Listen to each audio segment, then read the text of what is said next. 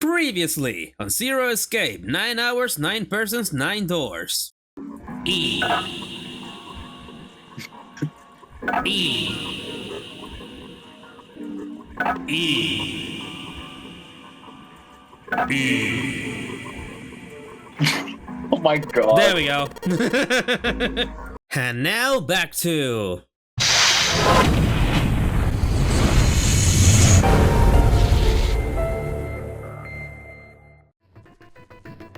Hello everybody! User Evans here, back here again with more Zero Escape! 9 persons, 9 hours, 9 doors.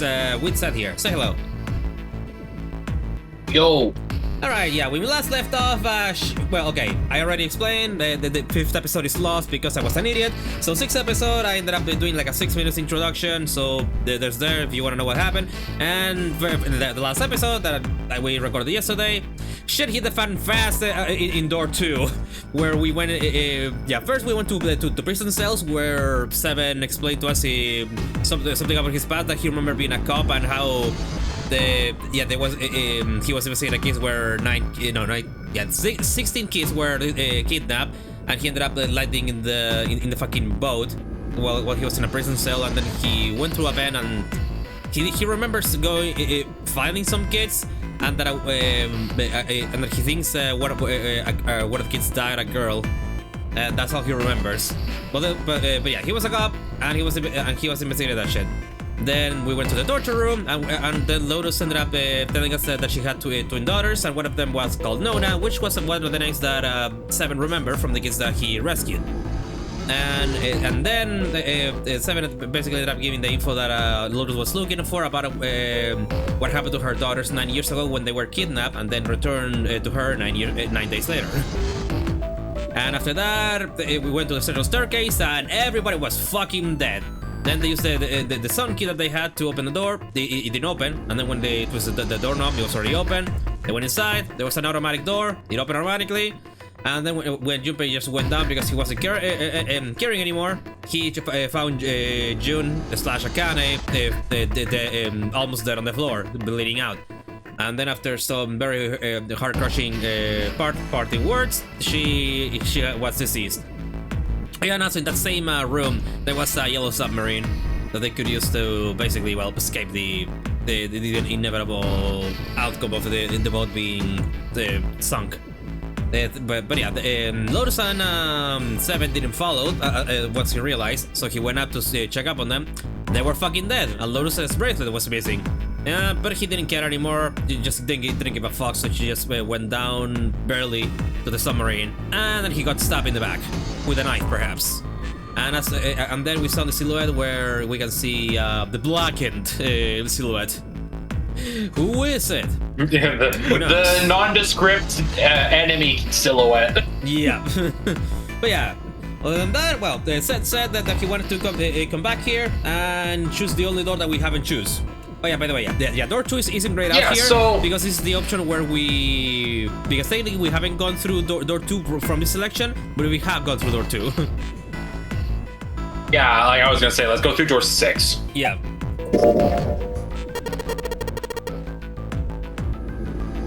Want to go through door 6. Junpei flip opened the piece of paper. It read Junpei, door 6. Of course it did. He's reading it after all. Yeah, and this time he didn't have to cheat because that's the number that he put in there. That's a problem. Jun spoke barely above a whisper, but they all knew what she said. None of these teams will be able to go through the doors they want. Yeah, Clover and I choose door 1. Lotus and I chose door 2. That's not enough people to open a numbered door, however. The digital routes don't match up either. They got similar problems. Jun, Junpei, and I want to go through door 6, but our digital route is 5. If we're gonna open that door, we need a 1. Damn. What are we going to do now? Are you taking Lotus this time? At least for a little bit, because we're not gonna steer this route, at least for a bit. Oh, yeah. Fair enough. Yeah. What are we going to do? Junpei crossed his arms and did his best to put his thoughts in order. The others followed suit, but with little result. Eventually, Clover broke the silence.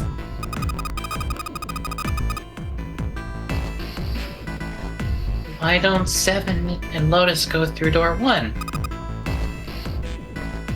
With me. Her face was cold and flat, as was her voice, but her logic was sound. Seven and Lotus looked at each other. 7 plus 8 plus 4 equals 19. 1 plus 9 equals 10. 1 plus 0 equals 1. The first problem resolved, Ace spoke up. What about me? Isn't that obvious? Wasn't one of the teams just complaining that they didn't have a 1? You mean I should join Santa's team? Clover nodded, her face still cold and emotionless. Her attitude and posture could not have been more different than the energetic girl of only a few hours before. No one seemed ready to contradict her. Here, her response was understandable, given the horrible situation in which she had found herself. But even so... I understand. I will go through door 6 then. If we do as Clover has suggested, we can all pass through a numbered door. No one will be left behind. This seems to be the most reasonable solution. 3 plus 6 plus 5 plus 1 equals 15, 1 plus 5 equals 6. 7, Lotus, what do you guys think? Okay, yeah, so... Oh yeah, it's gonna be all my voices for this router in that case. Okay, yeah, you take Lotus for now. Yeah, I was gonna say, finally, I get a break! Okay. I don't have a problem with it. Me neither. Alright then. Oh, I think it froze. Oh yeah, there we go. Alright then, we're good to go. At last, Junpei and the other 6 had managed to separate themselves into 2 teams. Clover, 7 and Lotus headed to A deck, where door 1 was near the main staircase. Junpei, June, Ace and Santa, however, took the elevator to E deck.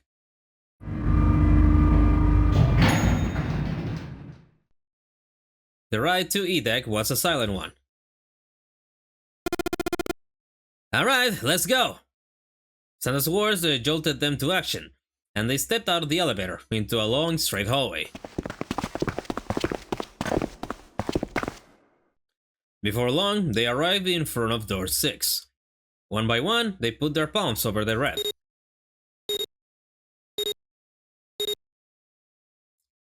With a soft electronic noise, it authenticated each of them.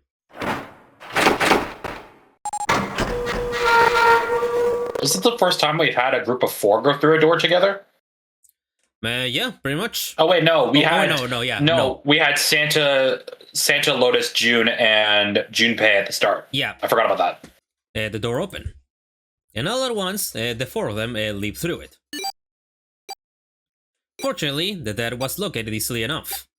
This one had been placed quite close to the door they entered through. They gathered around it quickly and hurriedly placed their palms on it for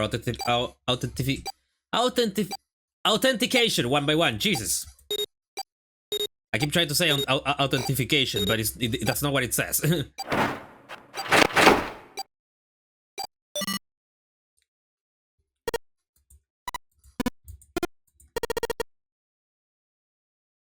It stopped. Yes, it stopped.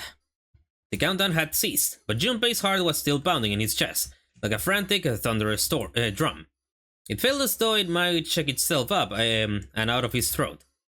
He'd been through the door 3 times before, but repetition had not dulled the experience. He was not anxious to find it dull, however. He hoped to be free of the ridiculous game long before that happened. Alright, let's go. With that attempt at good humor, Junpei took a deep breath and began to walk. He jogged down the stairs at the end of the hallway and found himself staring at a large door. It was a heavy thing made of iron and more than a little threatening. He took hold of the bar that served as its doorknob and shoved it down.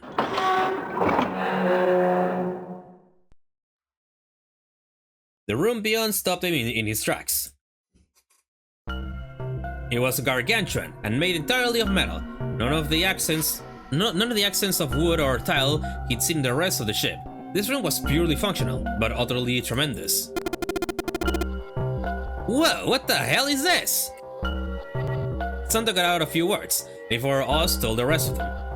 The rest were stunned to offer anything more than a gasp.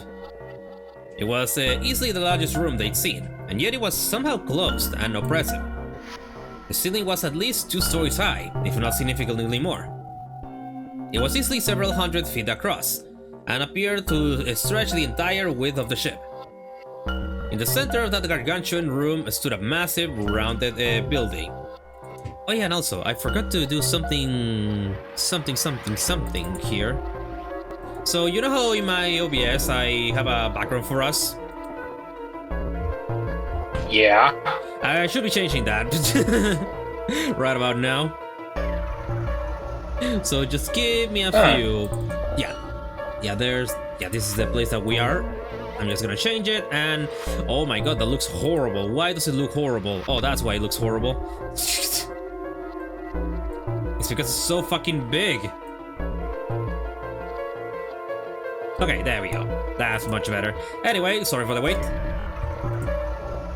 Even from a distance, the sheer bulk of it was oppressive. Yuppie could feel the room, the building, even the air pressing down on him. Jumpy and the others were standing on scaffolding that crisscrossed the whole area. The proper term was catwalk, Jumpy thought, although that didn't seem particularly important. Alright, let's head downstairs. Nearby was a long iron staircase that made its way, eventually, to the floor beneath them. They moved around toward the opposite side of the massive building, following the catwalk.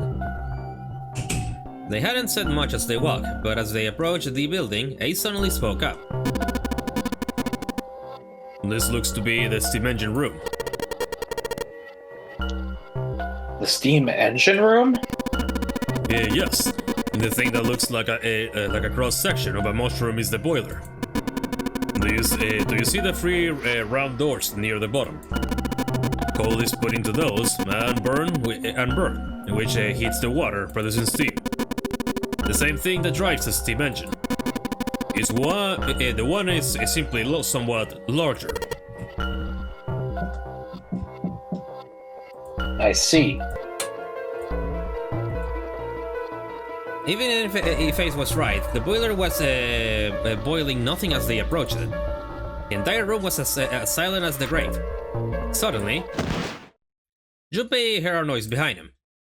He turned, just in time to see June collapse to her knees. Oh, not again. Hey, what's wrong? Are you alright? He dashed toward her and wrapped his arm around her shoulders to steady her. It was then that he noticed. You're really warm. Is your fever coming back?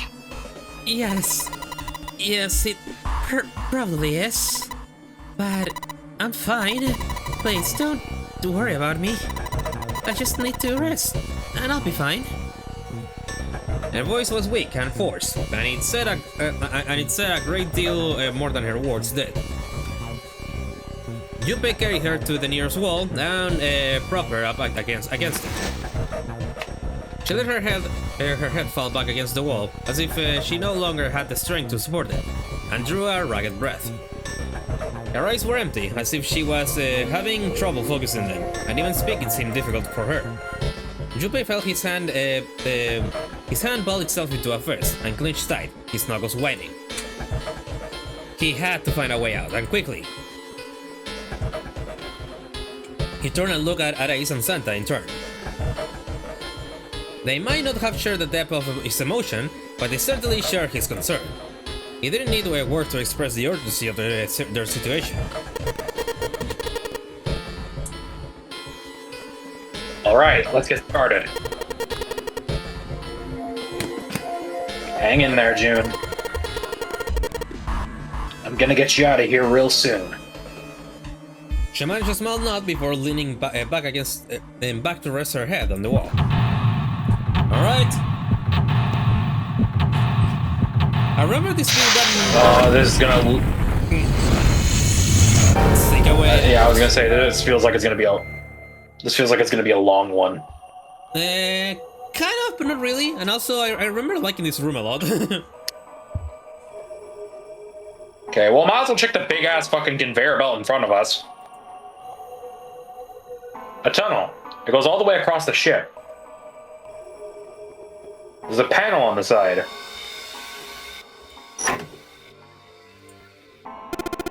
It's a square hole. It goes into the square holes. In the square hole.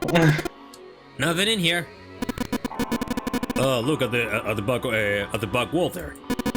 I can see 3 small slots, terminals for some sort of connector, perhaps. You mean you think we're supposed to plug something in here? Perhaps. Perhaps. Look at that pattern. It's glowing orange, right? That's gotta mean something. I guess pressing it is the best way to find out if it does anything, Santa. Nothing.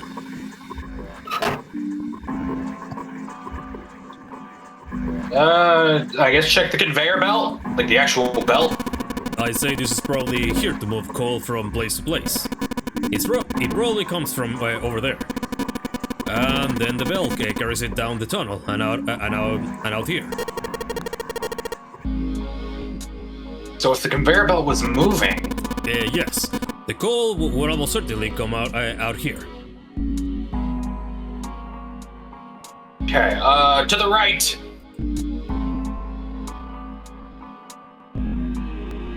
I think it froze on my... Oh, there we go.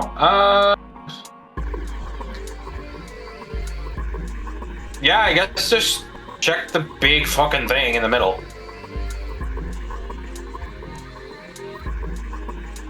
The big... Oh, okay. That's a giant fucking wheel. Let's check it out. A huge bronze gear.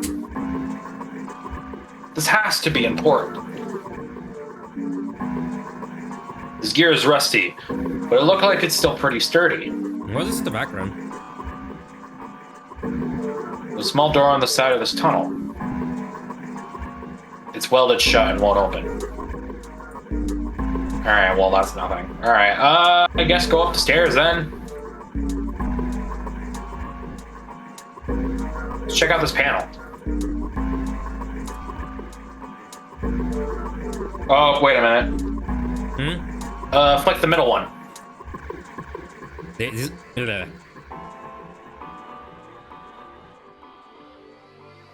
The slider is down. Looks like Santa wants to give this one a shot.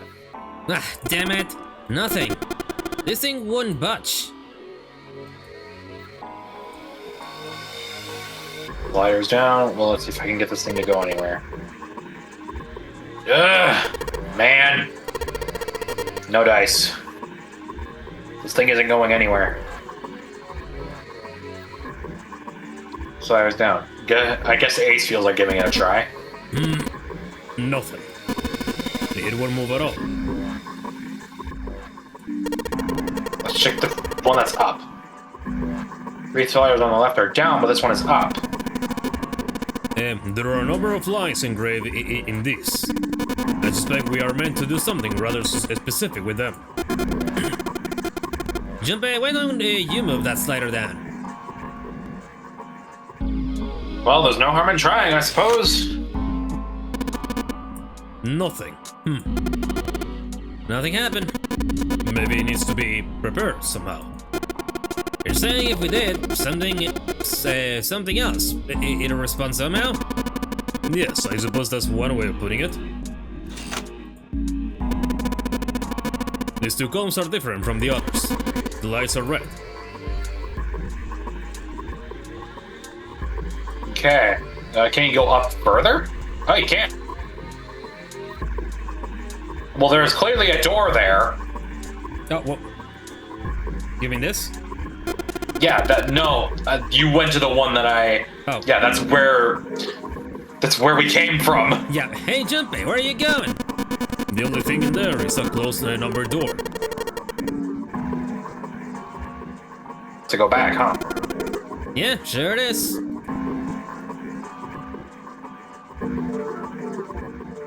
What are the doors on the furnace? There's an A on it.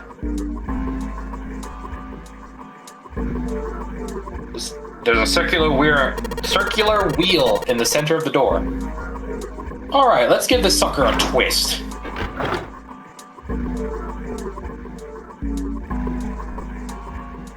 Well, it's noisy, but it opens. And it's totally pitch black in there. We should, go in here. All right, let's go.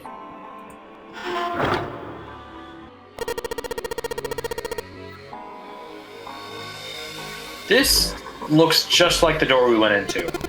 Where are we? We must be on the other side, yes? Which would put us directly above the conveyor belt. At any rate, we should keep moving. There's a great deal we yet to investigate. Alright, head to the right. Oh, okay. No, go back to the left.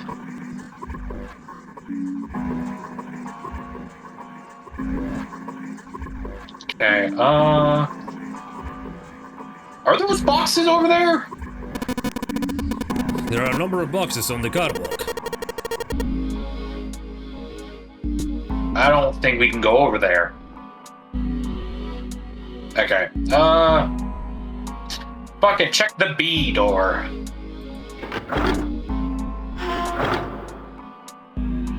Oh, we're on the other side. Okay, turn to the right. Oh, what's this? There's a rope attached to that thing. Turn! That's a hand-operated winch. It's a simple machine used to lift things up and down. You simply turn the wheel to pull up the rope. Junpei, why don't you turn the wheel? The wheel? Alright, let's give this wheel a spin. What? That's weird. I don't feel any resistance. Yeah. Ah, shit. It's a wheel that seems to be part of the winch. There's some pegs on the back that look like they go into the holes of the winch. Yeah. Go check the back. Yeah, gotcha. Ah, yeah. Good job, genius. You broke it. I didn't break it. It broke all by itself. Okay, I'm guessing we're gonna need this wheel for something. So let's go back. Yeah, through the B door.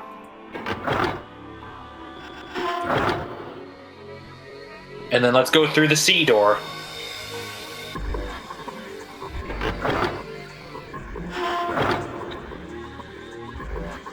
What's this? Another winch thing? I see. The hand-operated winch. There's no wheel to turn.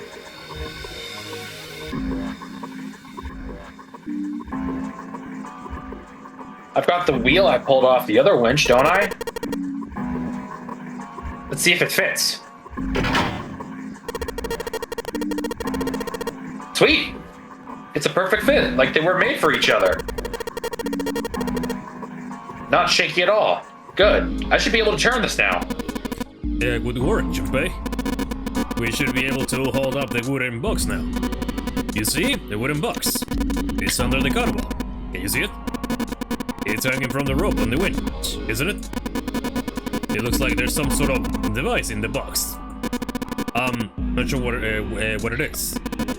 Alright, you might as well turn that wheel now. I'm counting on you. Thank you, Ace. All right, I'll turn the wheel. Huh? What's this? What happened? The wheel only turns to the left. It only turns to the left. That means we can't really... we can't relap that rope. Yeah. We can only let the rope down. Interesting. I don't think that will be a problem. We will simply need to go downstairs after letting the wooden box down. I will be counting on you, Junpei. Sure thing. No sweat.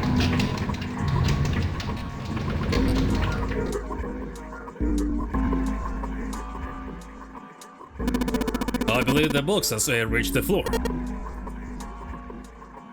Yeah. He stuck his head out over the side of the catwalk and looked down. The box that had only recently hung just below the catwalk now sat on the floor. It had come to rest near the end of the tunnel that covered the conveyor belt, near where June had collapsed. Juppie could see her, still leaning against the wall, as if she barely had the strength to sit up. Even from so far away, it was not difficult to see that she had not improved.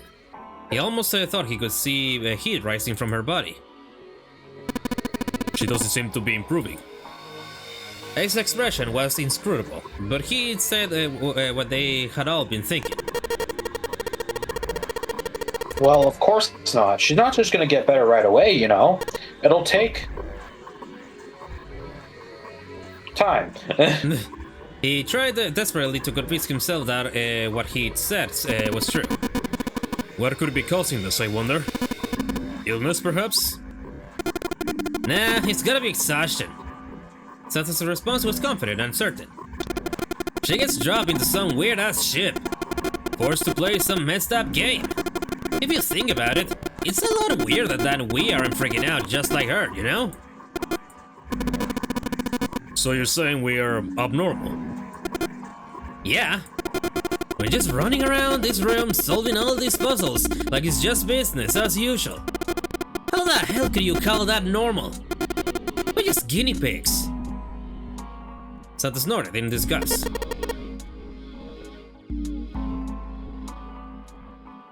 A guinea pig. Wait. They underwent the experiment. That's why they're here. Hmm. And I think June didn't.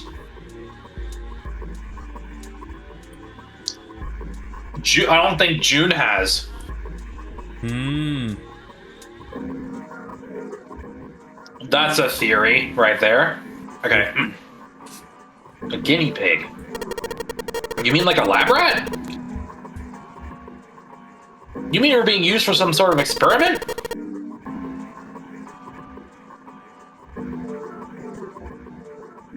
Is that what you're saying? Dunno, but it does seem like a possibility, you know? They stood there for a few more minutes, no one speaking, until Santa turned and walked away from the winch. Juppie and Ace followed him. Alright, let's go back downstairs.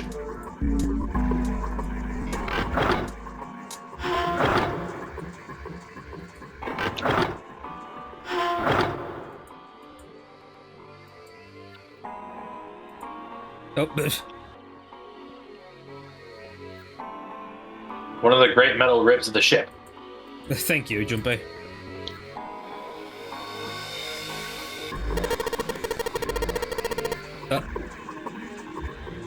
There are a bunch of wooden boxes over here by the wall. I already looked through those. There's nothing there. Well, good to know, I guess. They said near June, Yeah, right? head to the left. Oh. Oh, right there. Yeah. There's a pair of wooden boxes here. There's nothing in them. What? Oh. No, you gotta go back to the conveyor belt. Go to the left. Oh. Oh, wait, I There are got a pair you. of boxes here. Oh, wait, wait, here.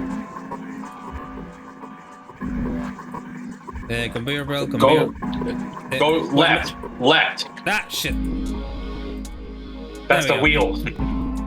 Oh, There. here. There we go. Some kind of machine. Hey, like me. Nah. Maybe a control panel? Oh! Oh, yeah, put it in.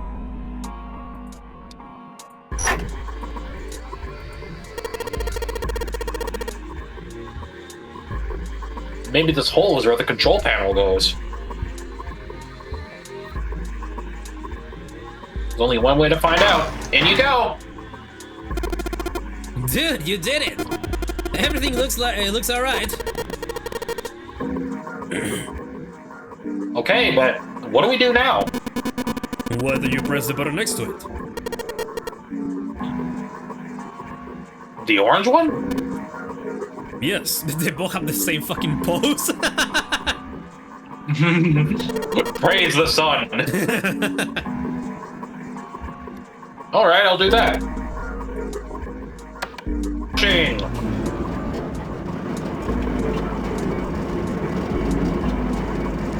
Sweet! All sorts of lights are lighting up on this thing. And, oh, yes, I think I just heard something turn on. Oh? What's that? What happened? Junpei, look! The conveyor belt's moving! The conveyor belt? Oh. Coal! Well, I guess it's done moving now. There's still a bunch of coal on the belt, though. Looks like a bunch of it got dumped off at the end of the belt in that wooden box.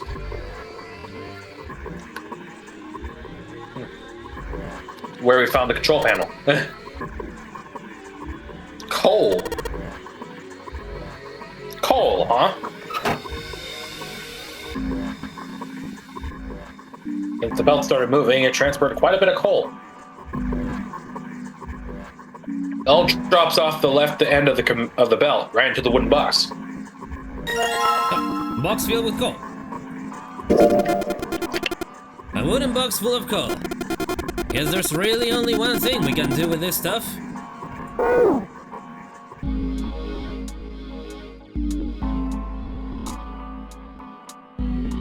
You can still go to the left. What's at the left? Oh, it's just...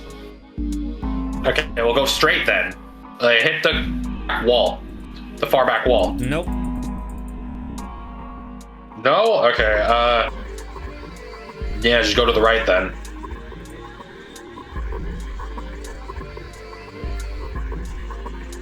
And then, yeah, keep going. Now hit the back wall, because I remember this one working, I think. Oh, this is how we get here. Okay, now go up the stairs. What's this? Oh, this is the door we need to leave. There's a thick iron door blocking our way. You think this is... Yes. It looks like the exit. Looks like this door lights up into the ceiling. What is this? Given its placement, this must unlock the door to the left. There's a weird indentation on the top of this thing. You think that means you have to insert something here? Yes, I would imagine so.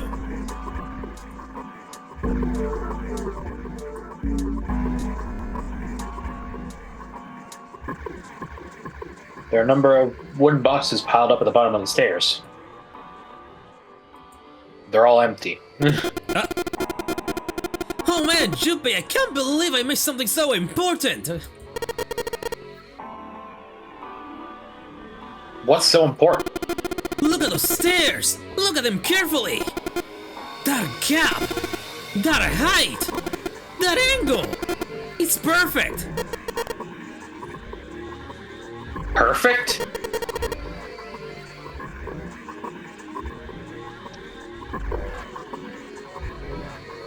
perfect for what? I'm gonna give you 10 seconds to guess what the fuck he's talking about.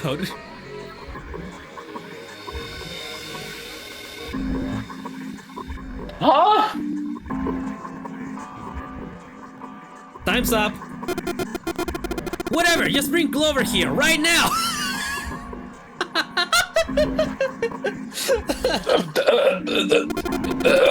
There she needs to walk up and down these stairs. Huh? Clover's not here. Do you realize what he meant? I didn't get to read the rest. No! What the fuck does he mean by that? Clover's wearing a skirt. What do you think? Oh, you mother!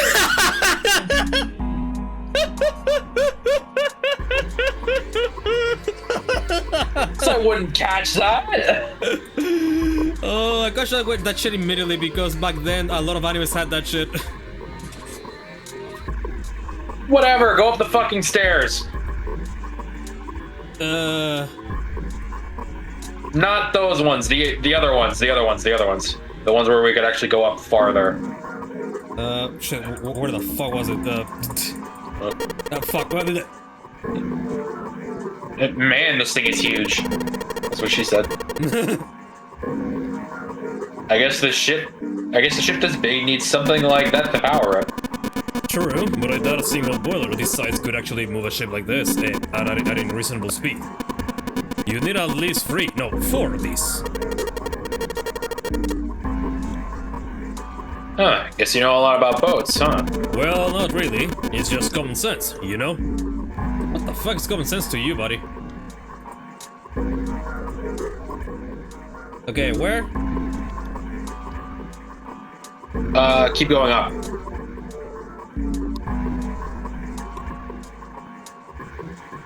Okay. I guess? Yeah, go through A.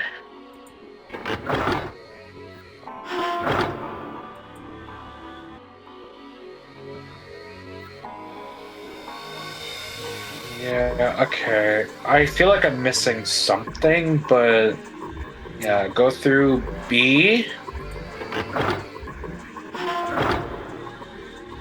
And then turn. Because, wait, this is just the first winch, right? Yeah. What's at the bottom of this thing was just the boxes from earlier. Okay, no, go back. Okay, this one is a bit of a doozy, because nothing's pretty clear to me right now. Alright, let me make it easy for you. Where the fuck else will you put coal in? As Junpei said. The furnace? To make... basically. Now where the fuck is it though?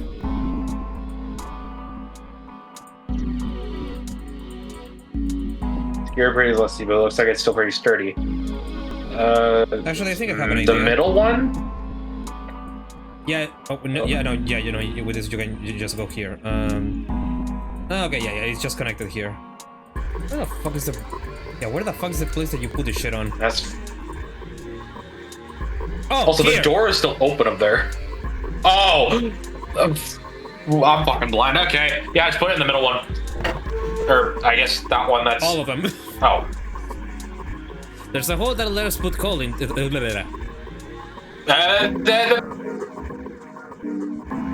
me. There's a hole that'll let us put coal into the furnace. Maybe if we can get some coal in there and set it on fire. Okay, let's do it.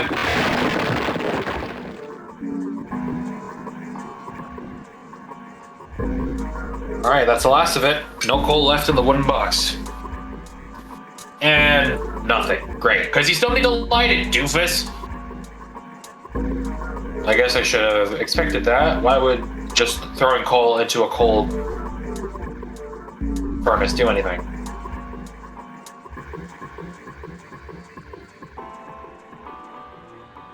Ah, well, a man can dream. Hey, Junpei, explain it to me again. You're planning to stroke the furnace with coal. which will hit the water stored up there and make steam, which will then drive something else. I don't think that said stroke. That said stoke. What the fuck does stoke mean? And Stoking the flames, like you're man, like helping the flames grow. That is the first time that I have heard that word. I've never heard anyone call it stroking the flames.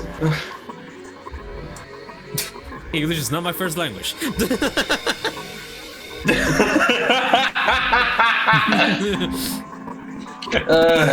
Am I correct?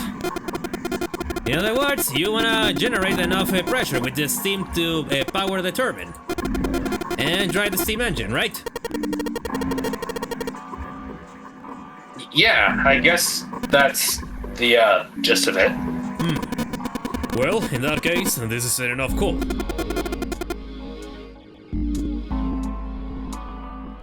This furnace is enormous, so we're gonna need a little more coal than this. Very well then. If the three of us work together, then we should manage to fill it much faster. I want to help too. Man, I totally didn't see her walk up. Are you feeling up to that? Yes. Yeah, right. You look like you're one stiff breeze away from falling over, June. I think you'd better rest some more, alright? But I... No arguing! You need your rest. So just stay there, we'll handle this. You just stay there, we'll handle this. Okay, I understand.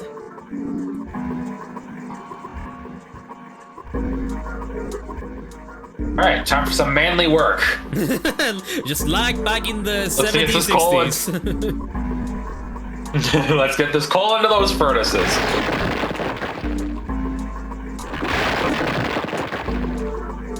Now we just need a cooking That is a block, right? lovely sound effect.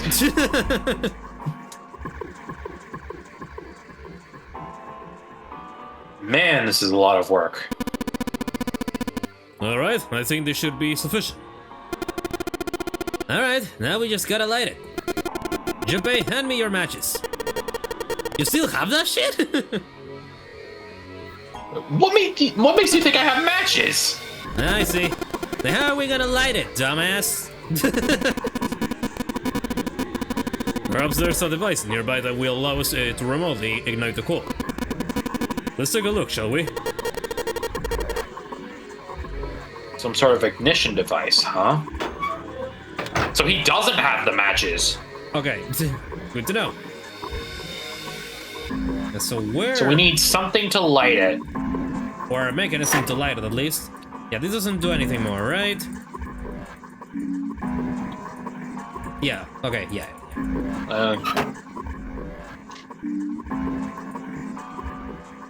Does it should do anything yet? Okay, Oh, a golden gear. golden gear. Yeah. It doesn't look like it. It doesn't look like it was any golden light. What? It was always golden. Oh, okay. Well then, I imagine it was prepared, especially for this game.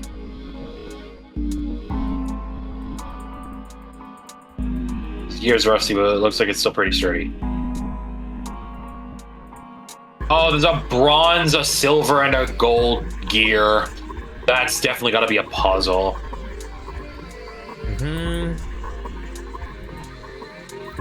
Okay, that has to be important. Huge bronze gear. It has to be important. One over here has a silver gear. It's a silver gear. Do you think it's made of pure silver? No way. Silver's way too soft to use for a gear. It's got to be steel, or it's got to be a steel or iron gear that's been coated with silver. Ugh. Shouldn't have called it a silver gear then. Shouldn't have got your hopes up. Where you think you'd haul this thing back? Nah, but I think 7 could probably carry it, don't you? So he was thinking on carry.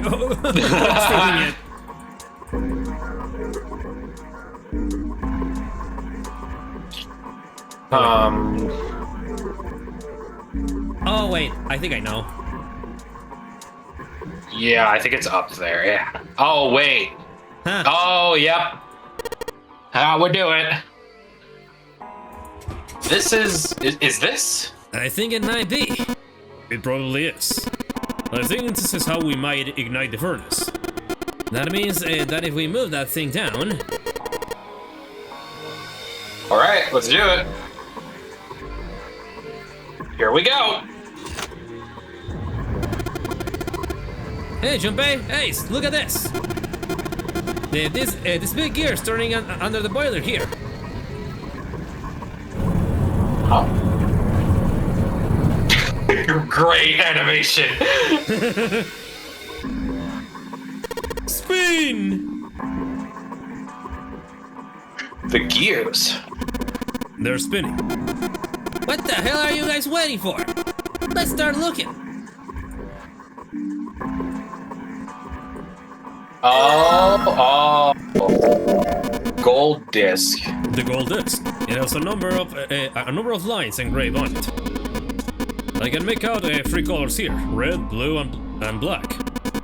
I wonder what they mean.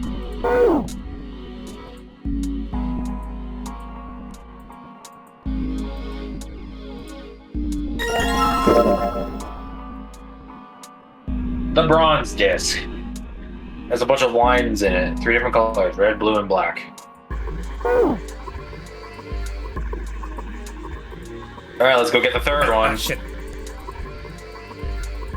There we go. The silver disc. It has a bunch of lines on it, but the red ones really stand out, right? Red ones, huh? Alright, let's go complete the puzzle. All right. Well, I think this is what we. Yeah, this is what we used to open the door.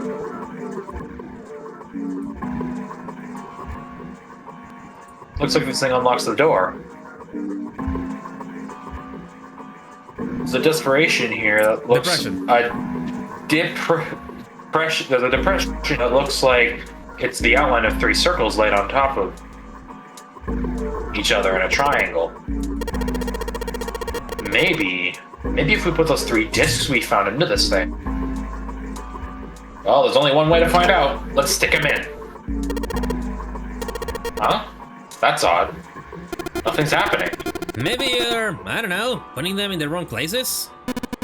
Perhaps you have them facing the wrong directions. Perhaps you should rotate the disc to make some of the lines connect to one another. Well, no harm in trying. Okie dokie. Yeah, whatever. So, puzzle time. Let me lock in. Oh, I think you just gotta match up the suns. I think, yeah, so click on the bronze disc. Click it again. Click the silver disc. Again. Yeah, keep going. Keep going. And click the gold disc. Okay. Okay, wait. Swap the gold and the silver. And then rotate the gold disc. Actually, wait. No, swap bronze and gold. Swap bronze and gold. And then have all the reds in the middle.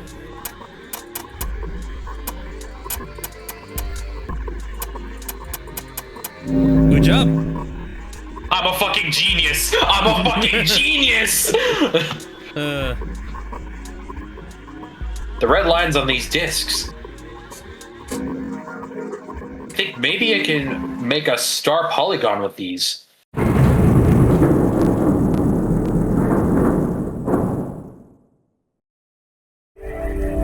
You found it.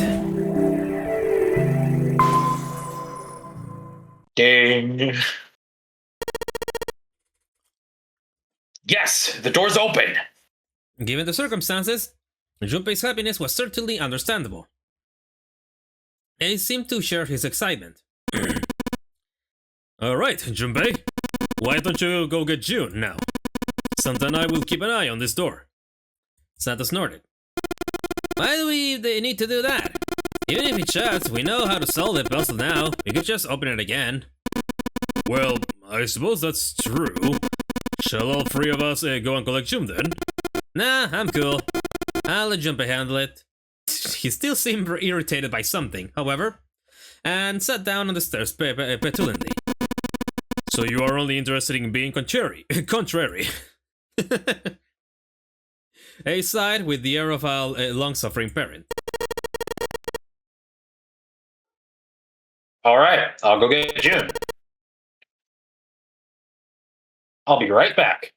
He gave a quick nod to Ace and Santa and dashed off down the stairs. Before long, he was back on the first floor, next to the conveyor belt and June. As he drew closer, she stood up slowly.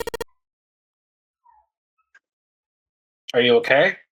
He did his best to sound calm and nonchalant, but there was no hiding the genuine concern in his voice. Yes, I'm fine now. I'm sorry I made you worry. June blushed. He wasn't sure if she was embarrassed or still feverish. Just to make sure, he reached out and put his hand on her forehead. Good. You're feeling a lot better. She was feeling far less warm than she had earlier, but still wasn't down to what seemed normal to him. Are you sure you're all right? He had to be sure. June gave him a look. Oh, you're such a warrior, Jumpy. Oops. I mean warrior. June giggled. He wasn't sure if she just made a joke or not, but seeing her smile again made Junpei feel at ease. If she was well enough to smile and laugh, then she really was feeling much better. He gave her a friendly poke on the forehead. Let's go. Go where? Oh, right, I didn't tell you. We got the exit open, so... Great! Let's go! June clasped her hands and nodded urgently.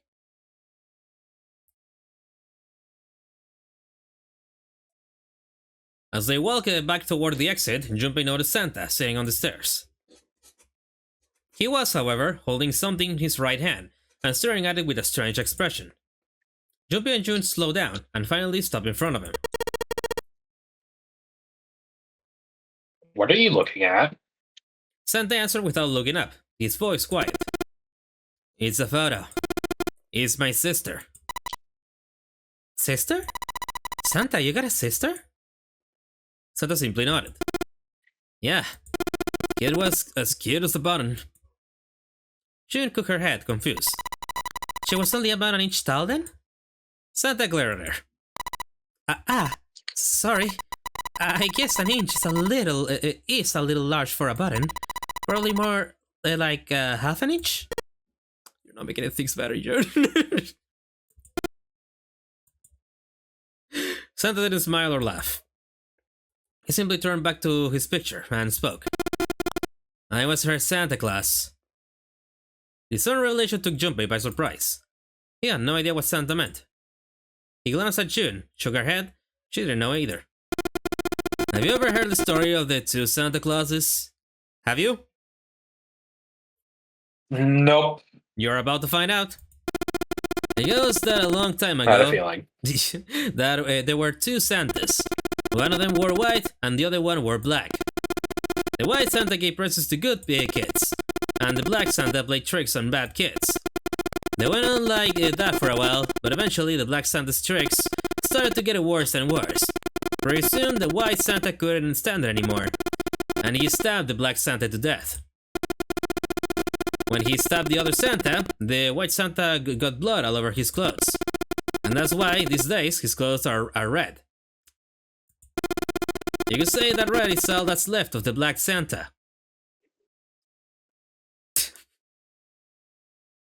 Junpei was silent. He could think of nothing to say.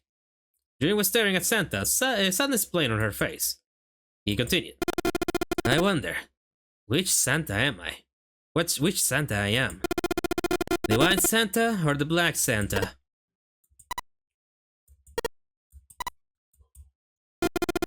Alright, let's go. Santa stood up suddenly, his downcast demeanor gone. He shoved the picture back in his pocket and he headed back up the stairs, taking them two at a time. Junbi and Jun looked at one another. There was nothing they could think of to say. Hey, what are you two doing? Let's get moving, come on!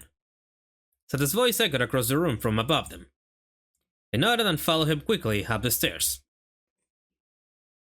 Ace was waiting for them at the top. He was leaning against the handrail. He looked very tired. The door had shut, but it wasn't cause for concern. Juby quickly solved this puzzle a second time and the door opened once again.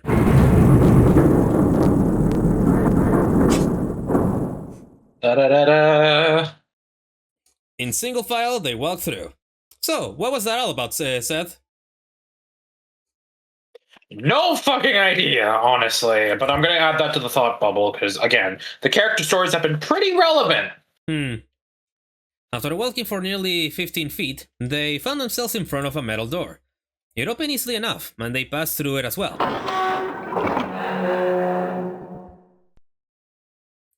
A new room stretched out before them.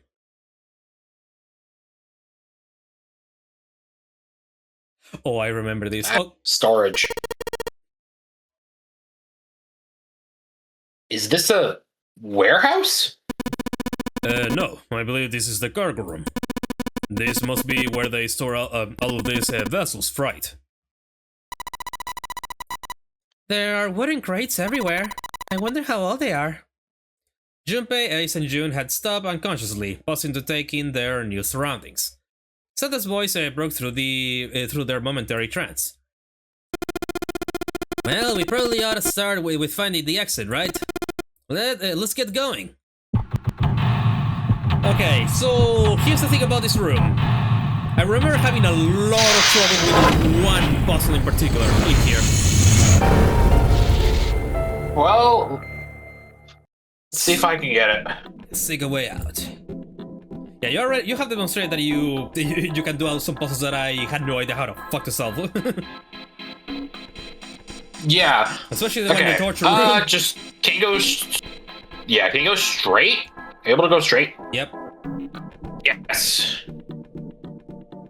Okay. I guess the close boxes, close by boxes, or that wooden box on the floor.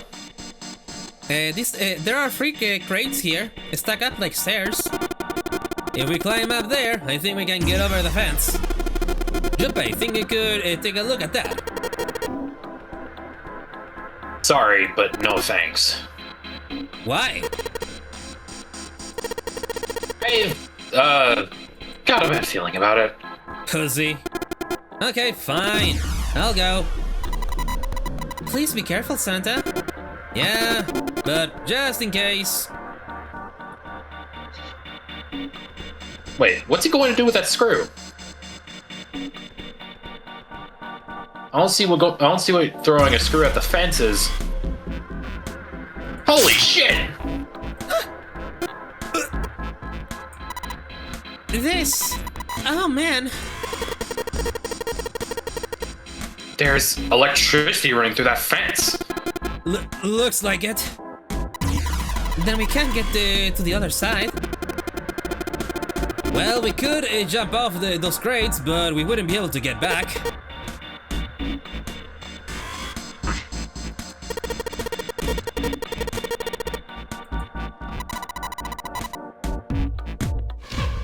Oh, whoops! I didn't. I think we can get over that fence by jumping. By jumping off those crates. Okay, yeah, good. Well, what are you saying, Jumpy? There's a huge electrical current flowing through the fence. If you do that, you won't be able to get back. Well, if I can move those crates over there. Are you even sure you can move them? What if they weigh too much? Then what are you going to do? Oh, yeah. Hadn't thought of that. Okay, what was... I can examine this. I can examine this. Oh, that's bullshit. That looks like something important. Whatever. The tall fence surrounding part of the cargo room. Apparently, there's a high voltage current running through the fence. Yeah, I can't examine that. All right, we'll go back then. Yeah. All right, to the right. Gee, I wonder what we should look at the blue thing on the floor.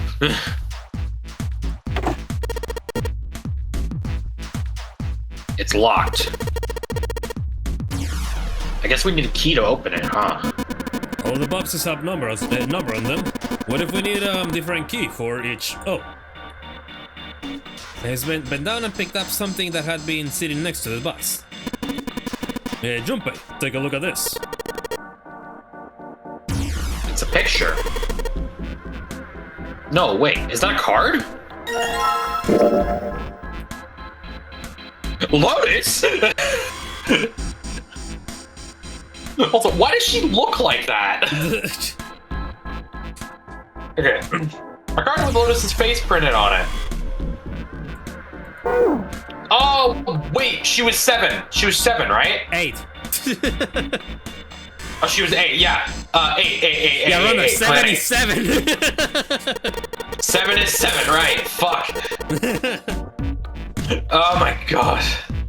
There are number boxes and cards with pictures of all of us. Does that mean we need to collect the cards we don't have? You heard the lady. Yep, okay, we gotta look at, okay, start clicking on boxes. We search all the boxes. There's nothing in them. Alright, crates in the back. It's you! This one's got me on it.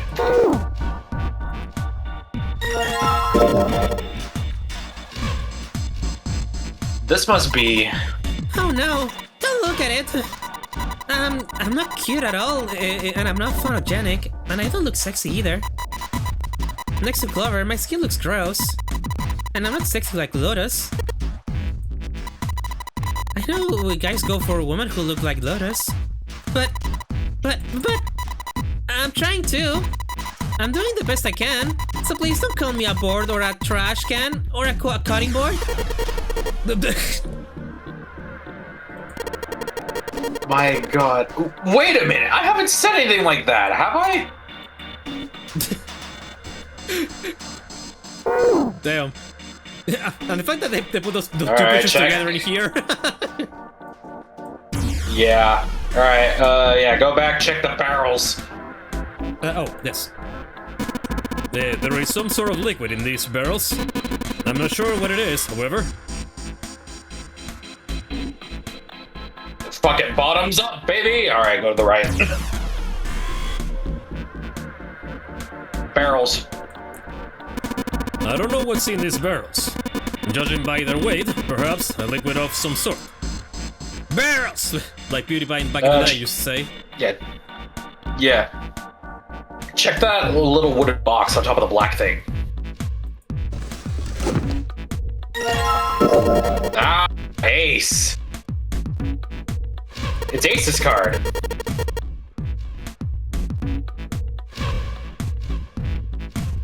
You look like some kind of European lord.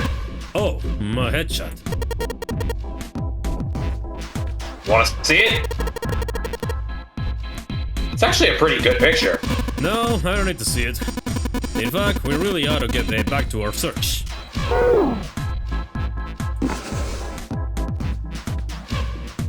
Alright, head up the stairs.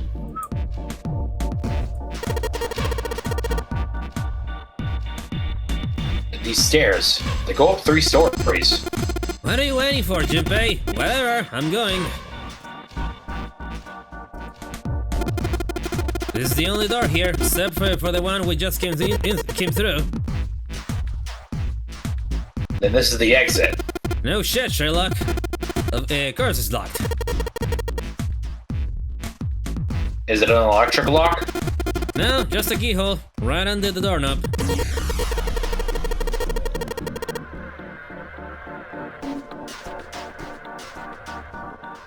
So to open the door, we've got to find the key that fits in that keyhole. Yep.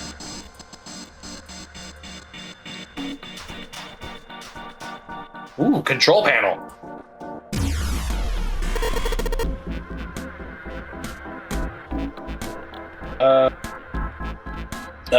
The monitor's off. I've got a green switch here, and a red one, and some kind of lever. None of them seem to do anything, though. Maybe the power's off? Yeah, maybe. There's a single green light on the bottom, though.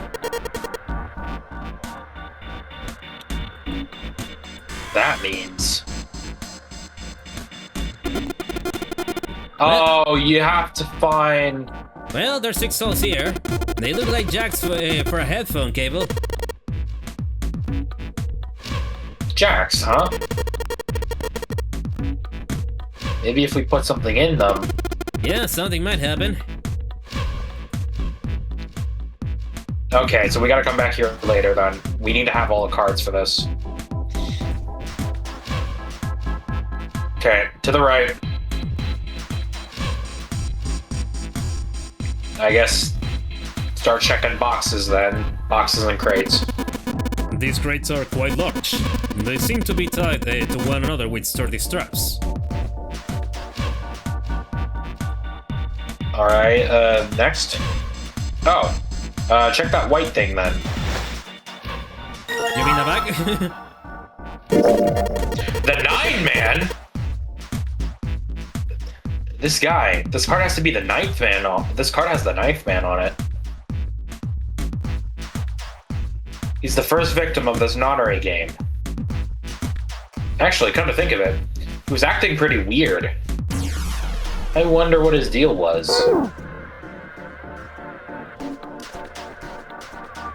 Alright, well, we found the 9th man. Let's go back. Check the boxes on the right. A box. There's nothing inside. Damn. Can I get a top-down view of the room? Not really. There's a button, like, hit the X button. Yeah, but, yeah, I mean... Okay, it's because the boxes past the fence are fucking with my brain. It's like, look at that shit! You can't tell me that that's not a puzzle! I mean, yeah, but what can we do? Okay, I'll tell you, you're missing a lot of items that are, like, in plain sight. Okay, then go to the right again. We're gonna start with the right. The white thing on the floor. There you go. I was wondering when you were gonna find out. 7! This is 7's card. If this is supposed to be a trading card, it's not a very good one. Damn! No! Don't fuck you, you Santa! Don't disrespect my boy! Alright, go back to the right. Fuck you! Okay, yes. Okay, the white things then. I guess it's just like all of those then. Snake. Snake. Is that Snake's card? Yeah, you wanna see it? No, that's fine. Alright, check the other white thing. Of course they're together. Yeah. This is Clover's card. You know, looking at this photo, she's kinda cute, isn't she?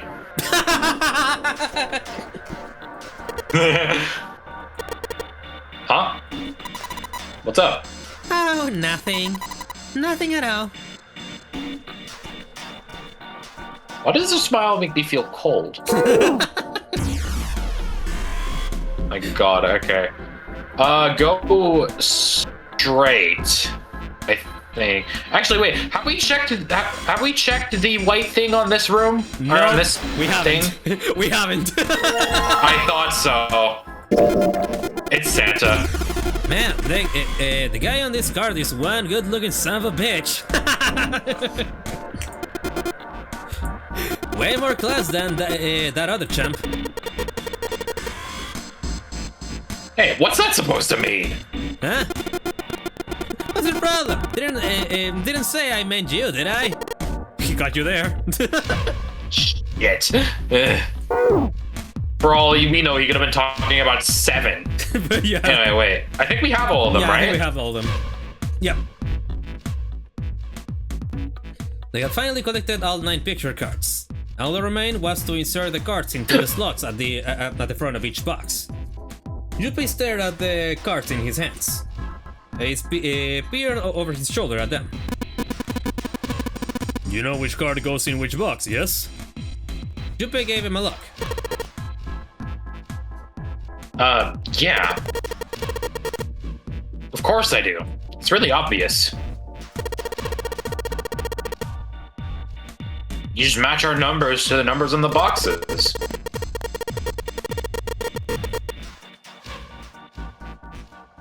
So for instance, the card with the picture of Ace goes into box 1. The card with a picture of Snake on it goes into box 2, and so on. I see.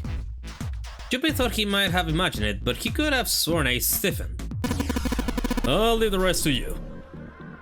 He quickly turned and walked away. Strange, Junpei thought. Oh well, whatever. Doing his best to clear his mind for the task at hand, he turned back toward the boxes. It was time to solve the puzzle of the 9 boxes. Well, not much of a puzzle, really. The 9 cards with pictures and 9 boxes. Junpei stared at them for a moment and then began. His cards went into box number 1, then Snake box into number 2. Then Santa's card into number 3, Clover's card into box number 4, Junpei's card into box into number 5, Joe's card into box number 6, Seven's card into box number 7, Lotus card into box number 8. And finally, the 9th man card went into box number 9. I ran out of breath. As soon as he inserted all the cards, all 9 boxes lit up, the lids opened at once. He peered inside. In each box was a single pin. They looked like a little like sewing pins, but much thicker. Junpei collected them all quickly and shoved them into his pocket.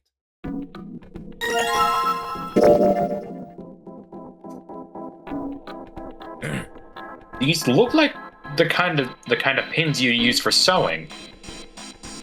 There are 9 of them in total, and they have numbers on them that run from 1 to 9. Alright, where to now? We go back to the top floor.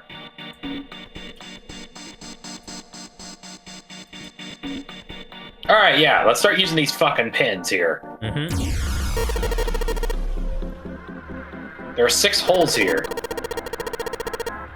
And it looks like these pins I just found would be a perfect fit for them. The ones you found in the 9 boxes, right? Well, why don't you try it? Alright, let's see what happens. I think 2, 4, and 6, and 5, and 3, 5, and 7 on the bottom part. Well, some of them lit up. Yeah, 3 and 6. I wonder if there's some kind of rule that determines which lights go on.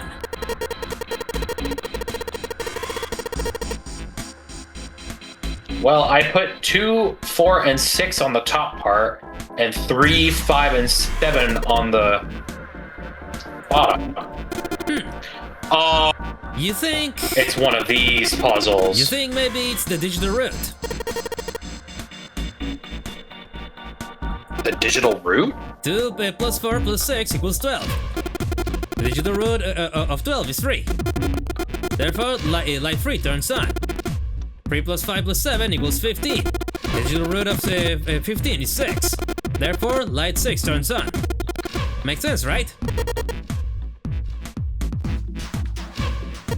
I see.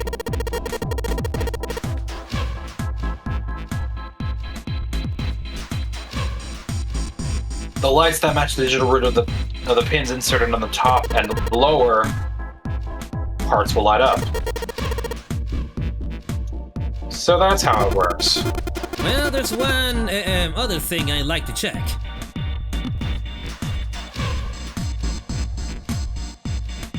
Well, if he wants to try, he's certainly welcome to.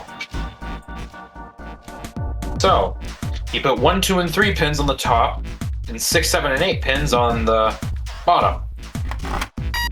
Oh. They turned off. 6 plus 7 plus 8 equals 21. The digital root of 21 is 3. Therefore, light 3 turns off. 1 plus 2 plus 3 equals 6. The digital root of 6 is 6. Therefore, light 6 turns off. Oh, I get it now. If the digital root for the pins you insert is the same as the number on the lights that are lit, those lights turn off. Yeah, looks like that's the trick. Alright, now we know how it works. You wanna give it a try? Wait, you mean you know what we're supposed to do with these lights? Well, no, but I figured we could try and see if we can turn them all on, you know? I figured something's gotta happen if we can manage that. Turn on the lights, huh?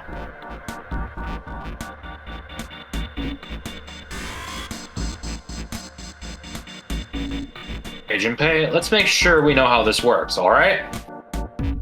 Pick one of the 6 holes. Then pick one of the pins in your hand and insert it into the hole. Keep it up until all 6 holes are filled. Once all holes are filled, the lights on the numbers will correspond to digital roots of the pins in the upper and lower parts will turn on. However, if a digital root corresponds to a light that's already on, the light will be turned off. The goal is to turn all the lights on. Alright, let's do it. Yeah, well, seems simple enough, right? Yeah, these 3 are for one digital root, and the one at the bottom is for another digital root. Okay, so we'll start. So do 1, 4, 5 on top.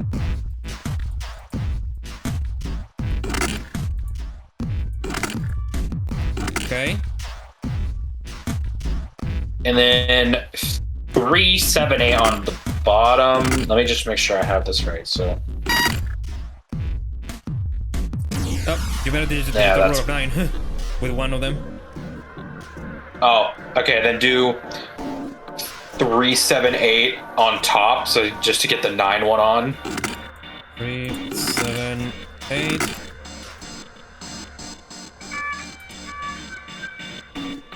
One, 2, 9. There we go.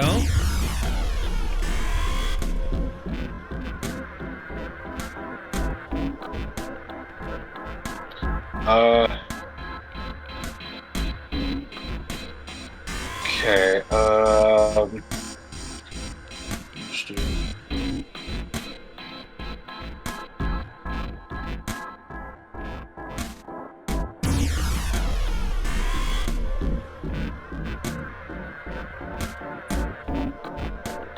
Four, 6, 7.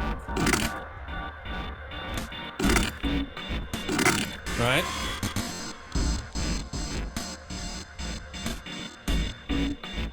And 1, 2, 3. Okay. Okay, we just need a digital root of 2 and 7, and then 4 and 5. 7, 1, 9. Or 1, 7, 9, or whichever. Go by one by. Run that by me again. 1, 1, 1. And then 9.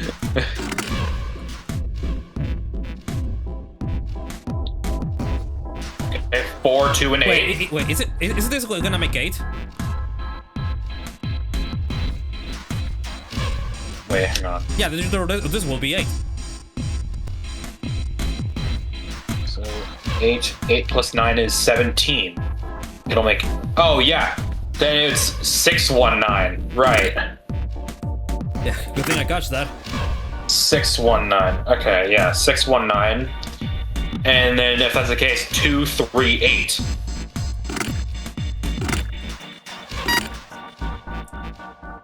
Okay. Then yeah, 428.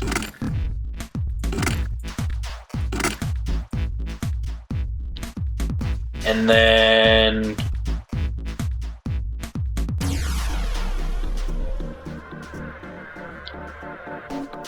179. Wait, let me calculate this. Yeah, no. Or maybe, No, we've tried. No, that was gonna make 8 before. oh, no, right. No, yeah, take it off. So we need to make 2 somehow.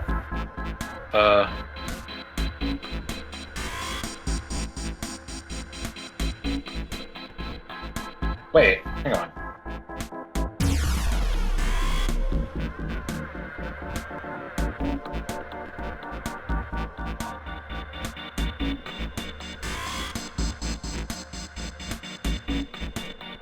Oh, yeah, so just make 21. Oh, wait, no, that makes 3. Never mind. No, we need to make 20.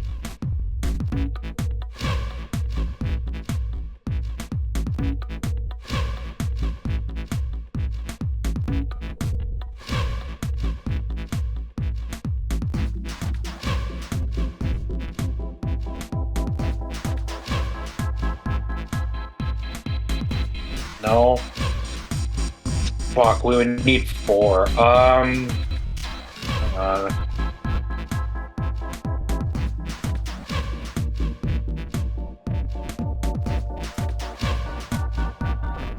This. Oh, I got it. I got it.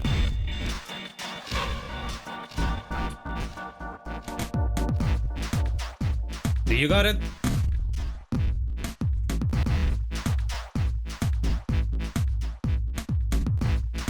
There's only one combo here that makes 20. I know.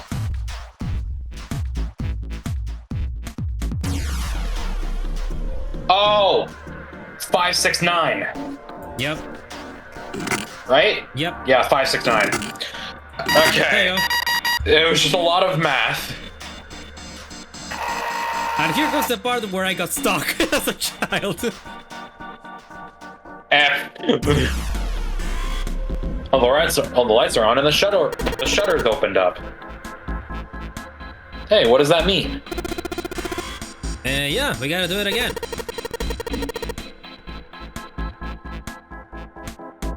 Man, I thought I was doing so well. Okay, so we've got 9 holes. And there's an F above them. I don't know what the F means, but I do know one thing. What's that? This time there's 9 holes. So we need to insert 9 pins. Oh, man, that's boring. Well, why don't you just try it out? Try it, alright? Alright, just go. Oh, they're all connected. Okay, let me just try something. Start from the bottom left. Okay. Bottom left. Bottom left. That's bottom right. Bottom left. Yeah, bottom left, 1. Bottom middle, 2. Bottom right, 3. Oh, do you want me to just go like this? Middle. No. Have it go in a circle. So go to 3. Right above 3 would be 4. Oh, okay. You wanna do this? And then yeah, 5, 6, 7, 8, and then 9 in the middle. That's more of a spiral. Nothing happens.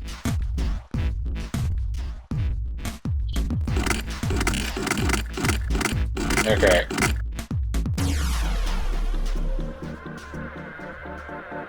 So that just did nothing. Okay, Yeah. 5 in the middle. Okay.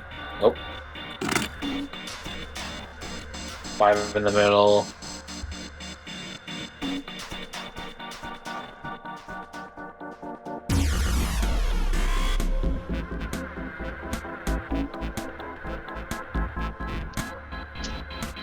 Maybe they're all supposed to make a digital root of 9. Well, what if I back out and they give me a hint? Oh, okay. You think maybe this F means 15? 15? Yeah, 15 in base 10 is F in X, right?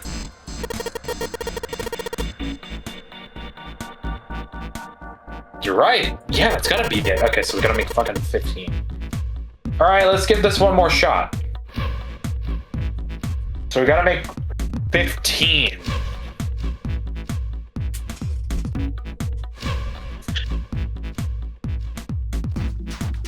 Nine, 1, 4. Where? Just across the middle. 9, 1, 4, or 1, 4, 9.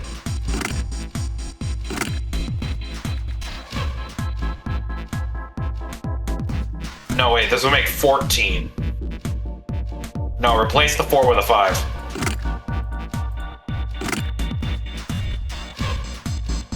Then back out.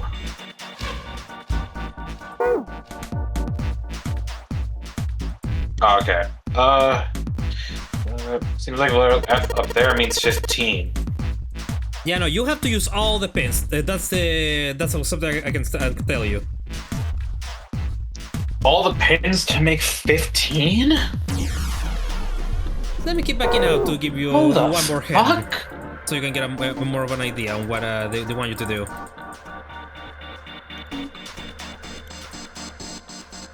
In other words, everyone has 3. Every outline needs to add up to 15. Okay, alright, let's give this one more shot. Okay,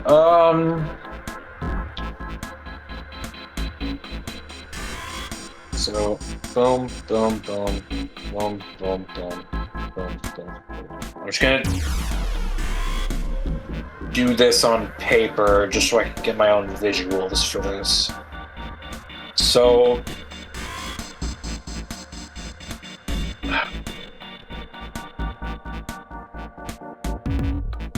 I'm thinking 195284.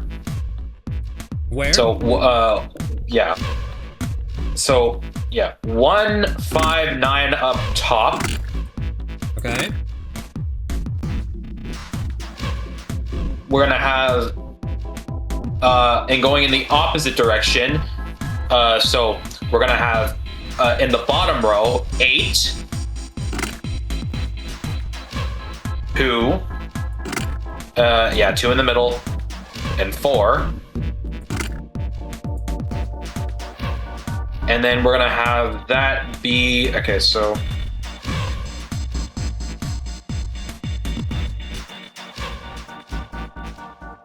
Make sure I get all this.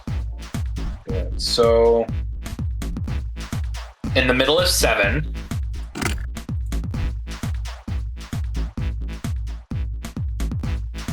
I said in the middle is 7.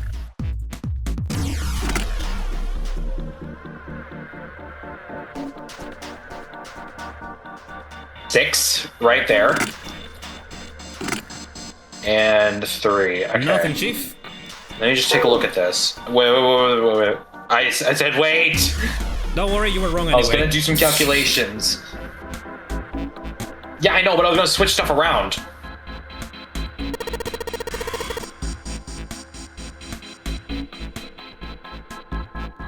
Okay. Let me give you this hint of a century.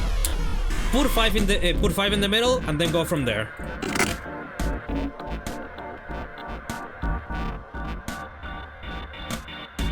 You cut out hard for me. Put 5 in the middle and go from there. That's what I said. Okay, yeah.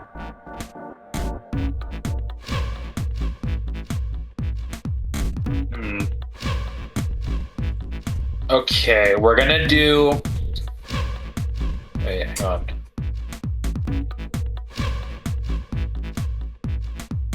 6 in the bottom left corner, 4 in the top corner.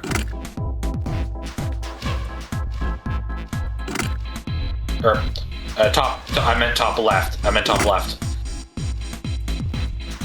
Yeah, that's my bad on that. I mean, this is top I left. meant top right. Fuck. I don't know my left from right.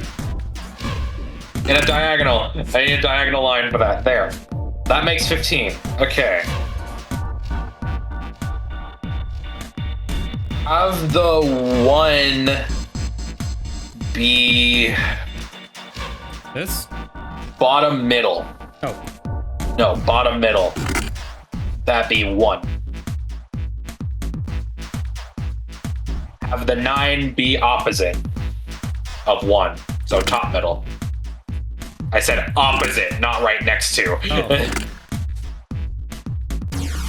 Okay, that should make 15. That should make 15. So 8 needs to be bottom right.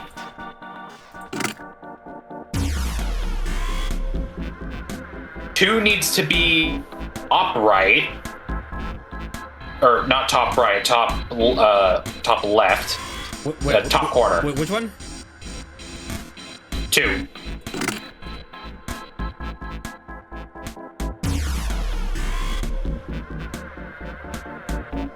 Seven is middle left. 3 is middle right. So 7 is 7 there, and then Good job. that there. Fuck yeah! There we go. All pins inserted. All lights lit. We did it. The power's on now. I'm gonna get a victory cookie for that. Good job. It looks like there's electricity going to the monitor on top now. And I'll tell you, man, this one is easily the hardest puzzle in the game. Yeah. Alright, let's see if we can activate the device on the top.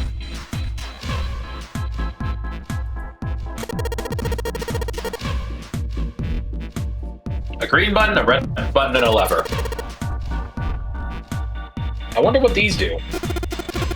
I think this might help. What the hell is this? Where did he find this? What is that? Where'd you find it? I found it when you were messing around with the pinholes. It looks like instructions for this thing. According to what it says here, these things are remote controlled for that. That? Yeah, that. What? What's he pointing? Oh! That machine over there. Apparently it's called the Push Master 5000. Are you serious?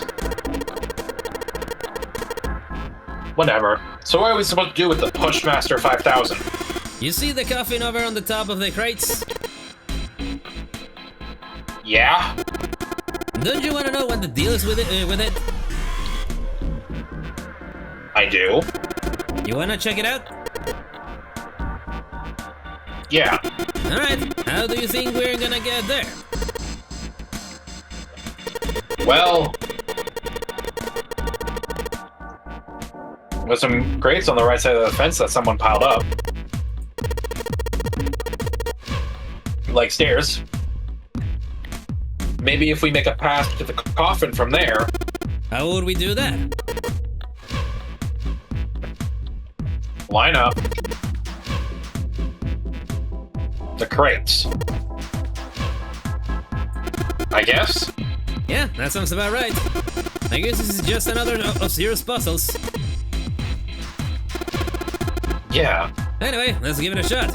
Oh, looks like the Bushmaster 5000 runs off a battery. So to keep it from using up its energy too fast, it's being programmed so that it'll only start moving once its path has been completely programmed in. Alright. I'll keep that in mind. New material has been added to the file screen. Yeah, basically you have like up to like... Yeah, there's a limit to how much moves you can do, basically. Yeah. It's just Helltaker. Yeah, I was gonna say Helltaker. The monitor shows a top-down view of the area we can move the machine. Once I want to send my order to the Pushmaster 5000, I just pull the lever. Alright, let's give this a try. Sure thing. Just keep in mind that there is a limit on the battery, alright? The battery dies after 50 moves. At least that's what it says in the manual. 50 moves, huh? Also, keep in mind that the Pushmaster 5000 can move the heavy metal crates. Okay? Got it. Okay. First, Pushmaster 5000 will move to that square. There is a crate in the way. The Pushmaster 5000 will push up to a single crate. Move the crates appropriately and efficiently and fill the yellow areas. Alright.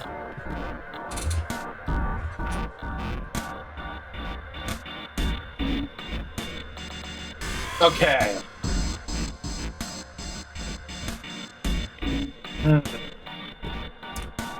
Yeah, just to make sure, how do you... Okay, yeah, that's how you move this. Okay, well, yeah. Reset it then. Yeah. Stop using my moves.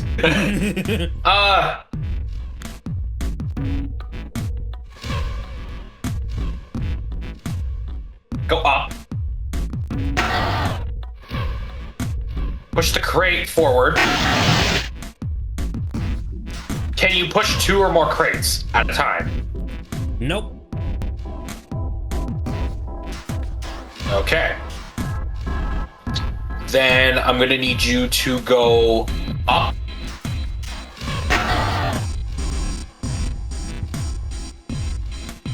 Go to the right twice. Push that crate down. Push the first crate to the left. The first crate. This one? Yeah, the one we pushed first. Push that guy to the left again. Okay. Up. Up? Yeah, go up.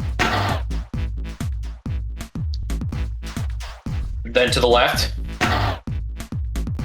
And push that bugger down.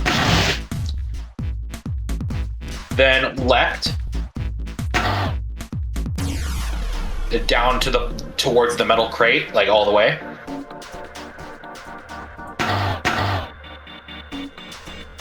Push that guy to the right. And let me tell you, you have fucked up. Yeah, I see that now. Okay, reset it. Yeah, no, Okay, if you fucked up, no, I'll but tell I you. think I did have a good idea. Okay, so start the same. So go up and push that guy to the right. And then up, left, down. Yep. And instead of pushing him to the left, we're gonna push him to the right in position. Oh, so go all the way and push this to the right.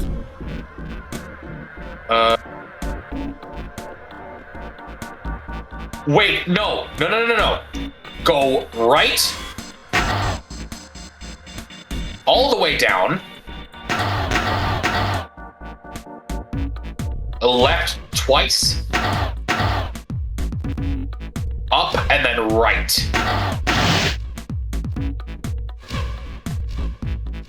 Okay.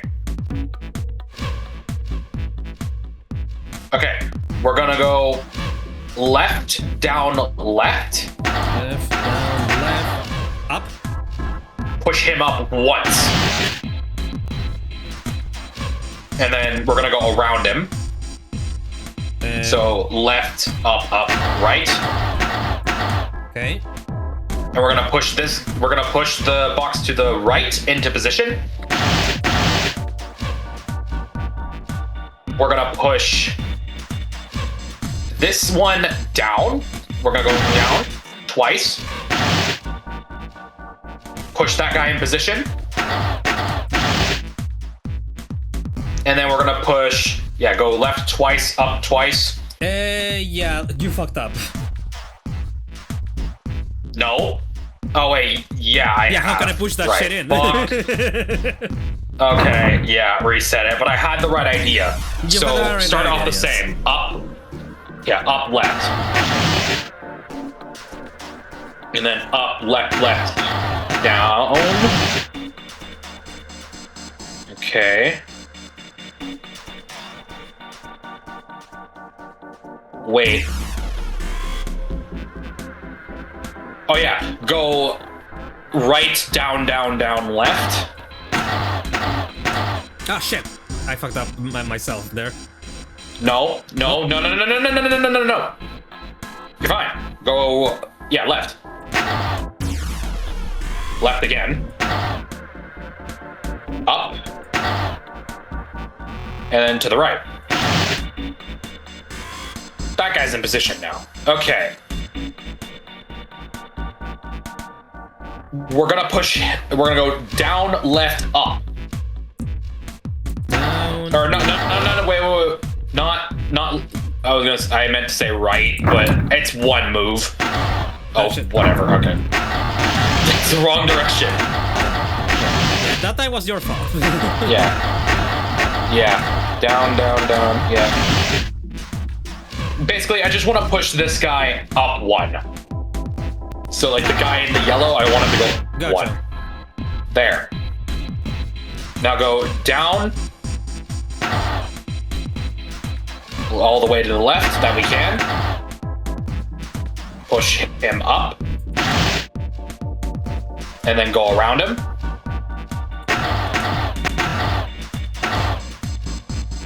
We're gonna, yeah, just push that guy into position. Push this one. Wait. No, go back. Go back to the guy at the back. So go left twice. Push him down one.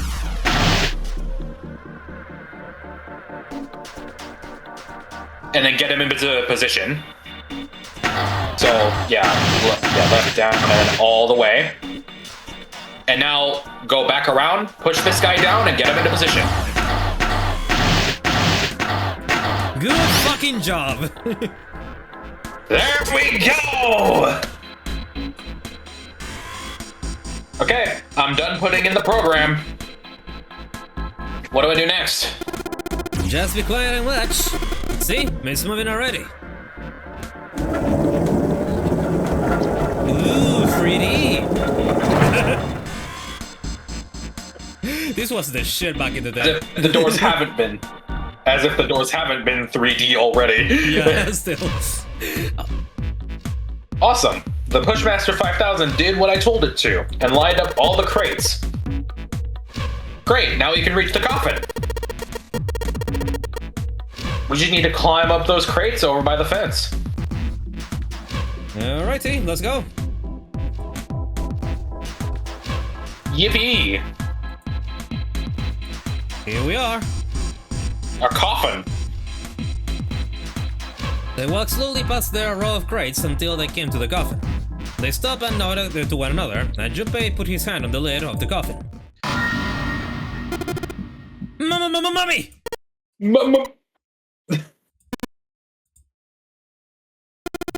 Just kidding. He's very hardly at his own job. You fucker.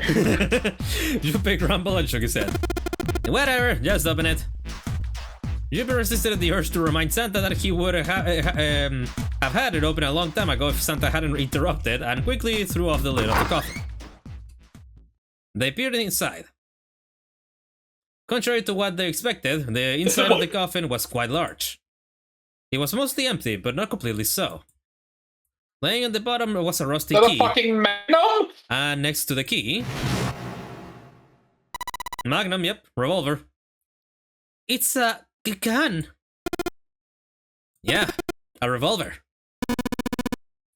It looks pretty old. I wonder if this is a replica? Junpei reached down slowly and cautiously picked up the revolver. In his hand it felt heavy. Check the cylinder. There were 6 bullets. He'd never seen a real gun, or even a real bullet there before. He couldn't tell if these were real or not. The barrel was rifled and nothing seemed to be blocking it. As Ace had said, the gun was a very old one. However, it appeared to have been well maintained. If it was a real gun, Junpei thought it would most likely function perfectly. If it was real, holding the gun made Junpei feel unpleasant. Carefully, he placed it back in the coffin. And you really know that this game is placed in Japan instead of, or at least somewhere... The US. Yeah, yeah. Well, actually, I don't know if we're even in Japan in here, but yeah, you can tell that this game was made by Japanese people, because if these people were American, they would not fear a gun. Yeah.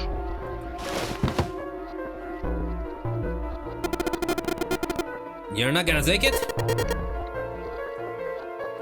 Of course not.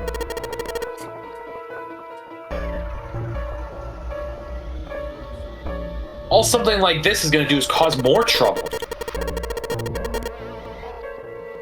It's a powerful weapon that gives one person a huge advantage. Something like that would be way too dangerous to have around. We're in enough danger already. Yeah, I suppose you're right. Maybe it's Europe with this gun here, hoping that something like that might happen. In other words, maybe he put it here to make us fight each other. In that case, we should most certainly leave it here. I, for one, have no desire to let Zero control me. The others nodded. They had no desire to be under Zero's control either. Okay, we got that figured out. But you aren't gonna leave that key in there, are you? Yeah, of course I'm not. Junpei picked up the rusty key and slid the top of the coffin back into place. The gun, the gun back where they had found it. Rusty key. Oh, rusty key. Maybe I can use this. Yeah, no shit. Let's get out of here. Let's just put this key in here, and yes! Sounds like that did it. Yay! It looks like it's open, Jumpy. I see. This key should open this door. Hey, what are you waiting for? Let's go! Yes, it's opening. There we go. You found it. Ding. Nice.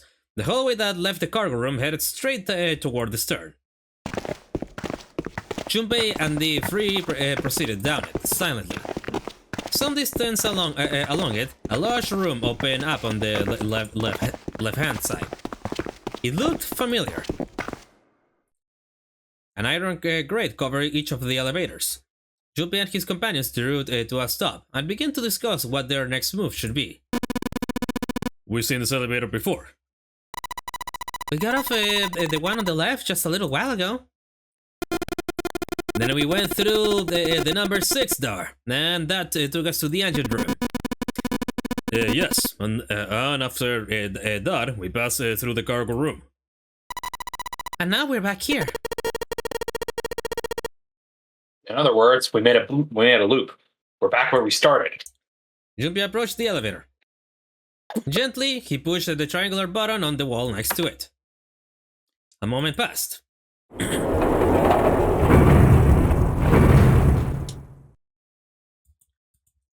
The elevator door opened.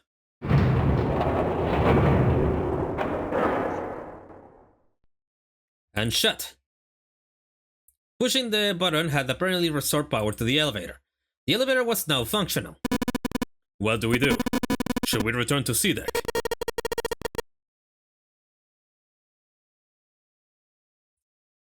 Yeah, give it a quick sec, it's frozen. Okay, there we go. No, this hallway keeps going. Even if we do end up going back, I think we should see what's down there first. I agree. Let's go. Their decisions made, Junpei and his companions left the elevator behind and continued down the hallway. Yeah. Sometime later. Santa, who had been walking several paces in front of the rest, suddenly stopped. Set in the wall in front of him was a door. So far as Junpei could see, there was no other way to proceed. It was the door, or nothing. Alright, let's open it. Junpei took a deep breath, readied himself, then grabbed the doorknob and pulled the door open.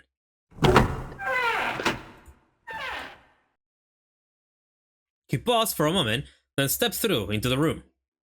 And there he saw the number that had hung over their heads since they'd woken up. 9. Like the numbers on every other door, this one, too, was a rough shape made of red paint. His door was set into the back wall of the room. Junpei leapt toward it, with a sudden burst of hopeful energy. It was a large double door, heavy and full of solemn importance. He grabbed hold of the door handle and shook. Nothing, but he hadn't expected it to open. The red sat on the wall, next to the door. Its screen read vacant. Finally, they found it! Junpei felt himself overwhelmed by a torrent of emotion. At last, they found the exit! But cold gripped his heart, and he knew all too well why, as he stood, frozen, unsure of what to think or feel. Junpei! Look! Behind you! He spun around, and couldn't believe what he saw. It was a door, with the number 9 written across it. Was there a second door? Why? Junpei's voice was barely audible, even to himself. He stumbled toward the second door, as if somehow compelled. It was a small single door. It sat in the starboard corner of the room, on the same wall as the door they entered from, but in the opposite corner. 9. There was no mistaking it. A red sat on the wall next to this door as well. Junpei shook the door handle pointlessly and muttered to himself. Why? Why the hell are there 2 doors? It was Santa who answered. There were always 2 doors. Just think about it. Zero never said there is only 1 door with 9 on it.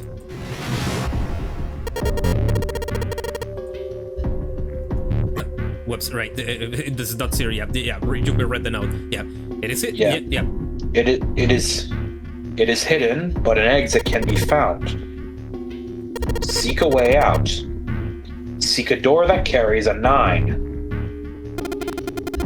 Of course, we just assumed that there was only 1. After all, why would there be more than 1? A man. Jeez. Junpei was stunned. Zero's trick had taken him completely by surprise. There were 2 doors. That meant that all 9 people who had met at the central staircase could escape, and leave no one behind. Yep, if you divide the numbers correctly, all of the people, if all the people were alive, all those people could go through those doors. Hey. Now the reason for the bracelet numbers being 1 to 9 was clear. Divided in 2, the digital root for both teams would be 9. For instance, 1, 2, 7, 8 and 3, 4, 5, 6, 9, the digital root for both teams would be 9. Or 2, 3, 4, 9 and 1, 5, 6, 7, 8. The digital root would also be 9. There were many other workable combinations, but they all ended the same way, with a digital root of 9. What did that mean? The answer was quite simple. From the very beginning, the Nonary game was designed to save all 9 people. Zero hadn't been lying. Zero had never said there is only 1 door. Well, more likely that the note didn't say that there was only 1 door. But anyone who found themselves in the game would have assumed that was the case. Fights would have broken out. One team would likely betray or deceive the other. Someone might be hurt. Someone might get killed. But eventually, they would reach the room Junpei now found himself in and realize the pointlessness of whatever violence they visited upon each other. There were 2 doors. No need to kill each other. They understand and be appalled, overwhelmed with guilt at what they've done. Perhaps that was the purpose of the game. That was how the Nonary game was meant to be played. Fortunately, They hadn't started to fight one another, at least not yet. But if one misstep was made, if the wrong mistake happened, the stakes would rise and the noose would tighten. The thought of it sent a chill down his spine. So, what are we going to do, Junpei? A voice broke through Junpei's frantic thoughts. Santa's voice. It brought Junpei back to his senses. No use worrying about the future, he needed to figure out what they were going to do next. There were 4 people in the room. Ace, Santa, Junpei, and June. Their bracelet number were 1356. The digital rule would be 6. In other words, the 4 of them couldn't open a door with the number 9. But what if there were only 3?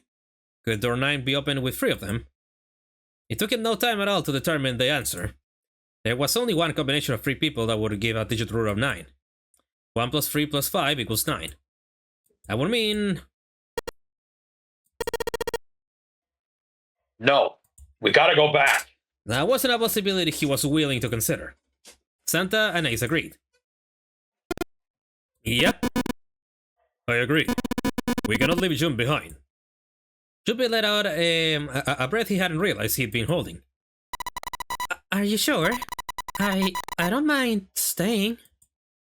His body betrayed her true feelings. Her eyes were wet with the beginnings of tears, and her legs shook. It's okay. There's no way we leave you behind. Santa had said what Junpei had known the moment he realized which 3 people could go through the door. Besides, I'd rather drown at the bottom of the ocean than to escape with this sausage fest. Maybe I'll get to go to Atlanta. Are you sure you don't mean Atlantis? Oh, right.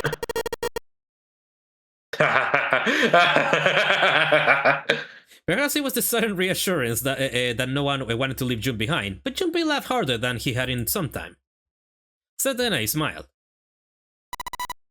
You guys... June blinked tears from her eyes a bit and bit her lip. She didn't seem to know what else to say. Very well, best we head back to sea deck then. We should be able to take the elevator we passed earlier. Perhaps Clover, 7, and Lotus will have returned from door 1. Even as Ace spoke, they knew finding the others wouldn't improve the situation. There was no way they could be split into teams that could both go through the doors. Ace knew it. They all knew it. Yeah, because they lost 9 and 2. They lost the 9-man and Snake. I mean, they can still work out without another 9, mostly because the 9 added 2... But without 2, that dampers things. Yeah. There was nothing else they could do. They would find the other 3 and search for another solution. Alright, let's go. Ace looked at all 3 of them, then turned and headed through the door. Santa and June followed. Junpei stared toward the door, then stopped. He'd been too busy with other concerns to notice the room itself. It didn't seem terribly important now, but what exactly was it? Junpei looked around the room, for the first time noticing the things that weren't doors with 9 on them. A red carpet ran between 2 columns of wooden benches that ran the length of the room. The carpet began at the large set of the double doors and ran toward the boat towards... Junpei wasn't sure. Was it an altar, perhaps? There was a small rectangular alcove at the end of the carpet, and inside the alcove was a raised platform. Resting on top of the platform was a coffin. A coffin? A coffin? What on earth was a coffin doing in a place like that? But before Junpei had time to answer that question... Hey Junpei! The hell are you doing? Let's move! Sada's voice echoed in from the hall outside. Right. Okay. I'll be right there. Junpei turned on his heel and left the quiet, somber room. Meanwhile...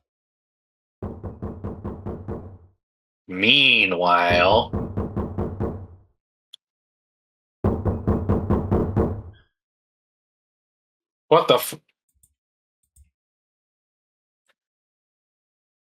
I'm not gonna say shit.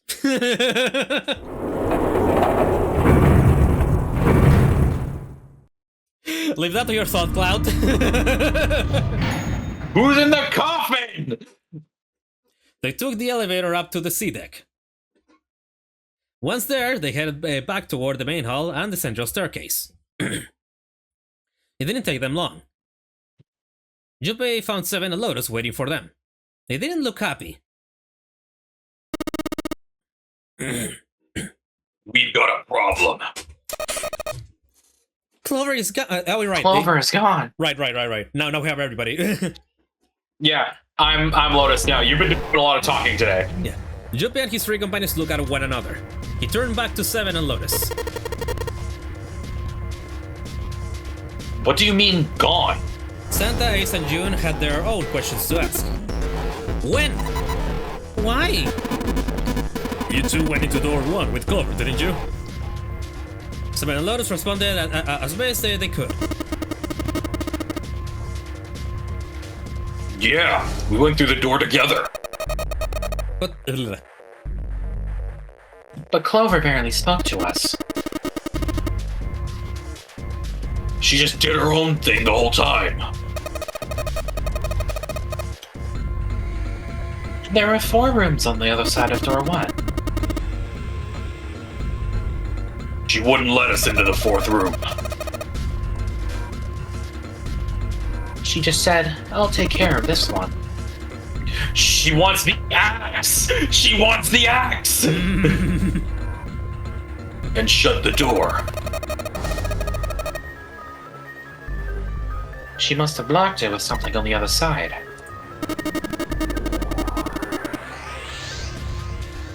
We waited for a while, but Clover didn't come out. We called for her, but she didn't answer. So I kicked the door down, and we went into the room. But It was empty. Nova wasn't there. There was a door on the other wall. And it was open.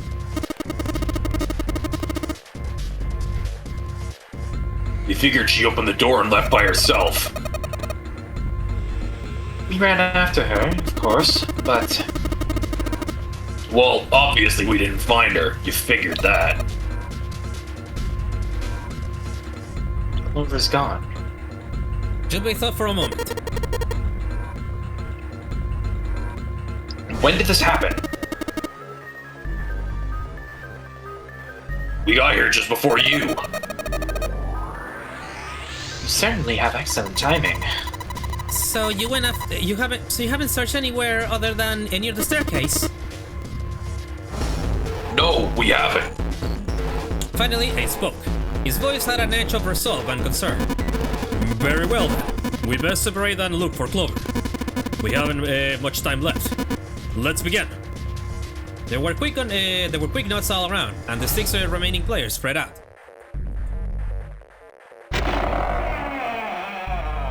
Junpei and June ran into the central hospital room and looked around. She's not here. No, she isn't. They searched a little longer, but with no luck, they couldn't find Clover. Finally, they gave up and left the central hospital room.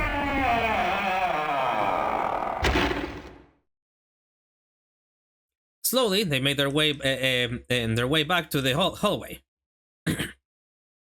At last, they reached the stairs, and Junpei spoke. Alright, I'm thinking we should probably split up. I'll head back to the stairs and take the elevator down to E deck. June, you can take the stairs up to B deck. Alright, that sounds good. But, What? could you stop calling me by that code name when we're alone? Huh? Oh, sure, alright. I'll do that. There was a reason Junpei persisted in calling her June even when they were alone. Although perhaps not the best reason. He was embarrassed to call her by the nickname he'd used when they were children. Kani. What is this? Oh, what is this OST? That's the first time I heard of it. 9 years ago, it came naturally. After all, they were children. But now that they were adults, it felt strange. Regardless of what he might hope for, to call a woman he wasn't dating by such a childish nickname felt odd to him. Of course, to call her Miss Kurashiki would be even more awkward, and simply Kurashiki would seem a little brusque. And although he couldn't put his finger on why, he felt somewhat forward to call her Akane when they hadn't seen one another for so long. In short, it was simply easier for him to call her June and leave it at that. That's a lot of mental gymnastics, my man. Yeah. Alright, I'm going then.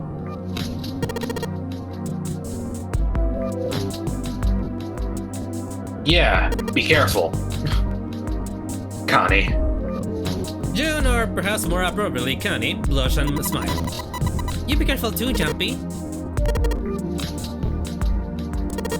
Yeah, got it. Take care. Jumpy looked after her for a moment as she ran up the stairs, then turned around and took off for the hallway.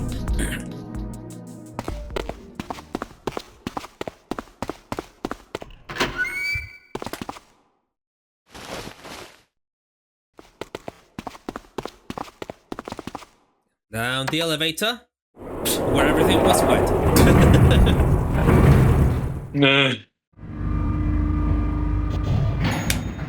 Here we go. Tragedy always strikes when one least expects it. But to wait for a man to stand before striking him down seems almost crueler than dealing the fatal blow while he lies on the ground.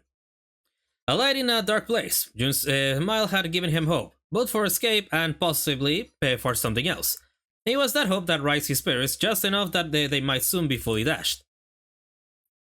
He opened the elevator door, and there she was. A woman sat, slouched against the wall. Lotus. Junpei felt his blood turn to ice. Her body was limp, and her skin, smooth and pale as always, was covered in bright red blood. Junpei felt his chest constrict. He couldn't breathe, and his legs began to shake. A slow, cold drop of sweat trickled down his back. He felt his stomach somersault. Junpei's mind went blank, all his thoughts replaced with endless, hissing white.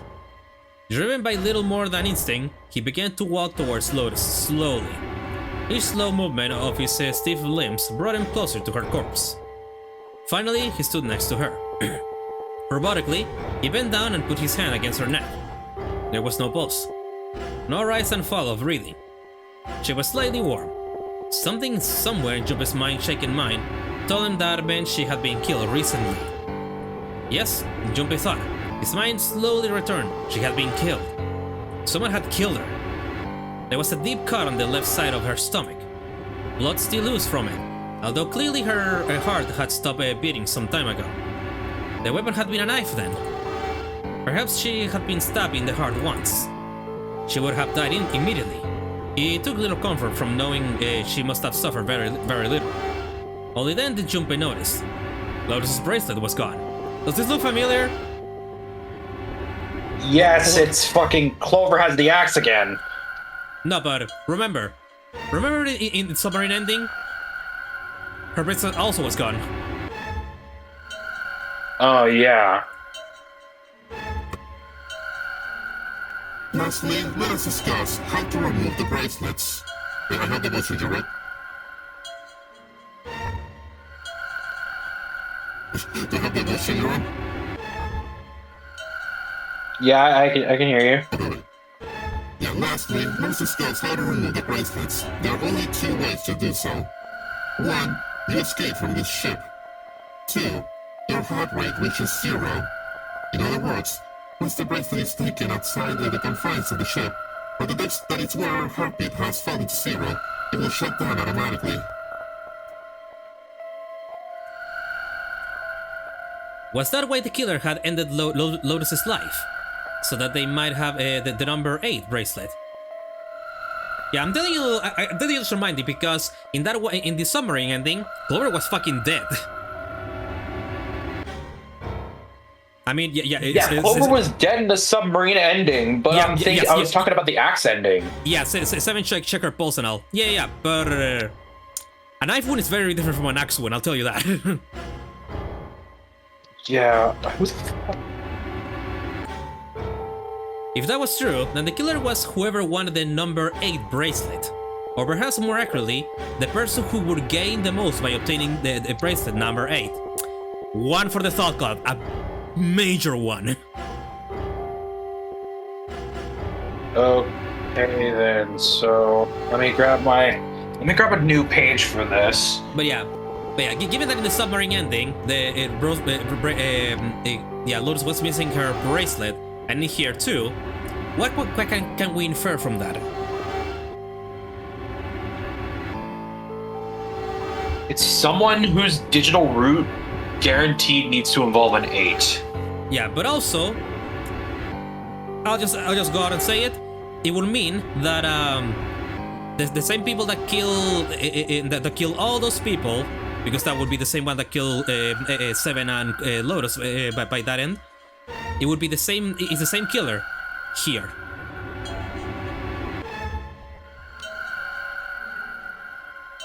Meaning, if you manage to somehow figure out who the fuck is the killer in here, now that this is more clearly, well, more. Yeah, this gives you more of an idea on who might be the killer. And if you figure it out, then you have the killer for the submarine ending too.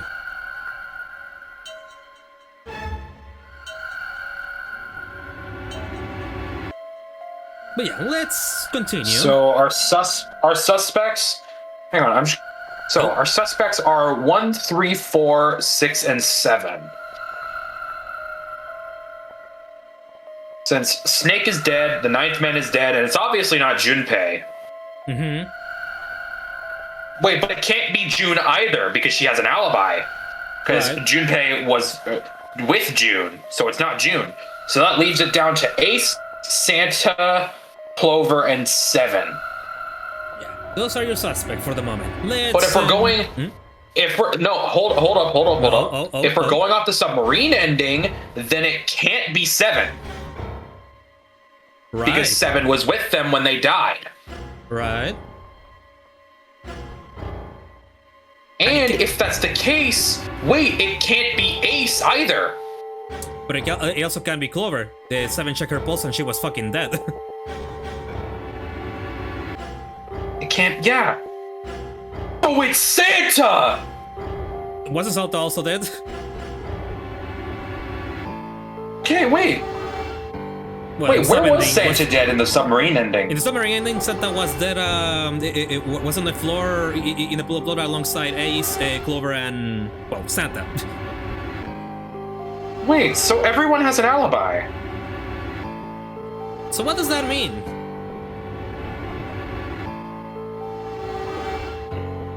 Is the 9th man still alive? Is this a fucking Junko Enoshima situation? Well, will he benefit from having an 8? Remember, this is the best clue that you have. The person who will gain the most by obtaining the bracelet Yeah. number 8. 9, 8, 1. That makes 9.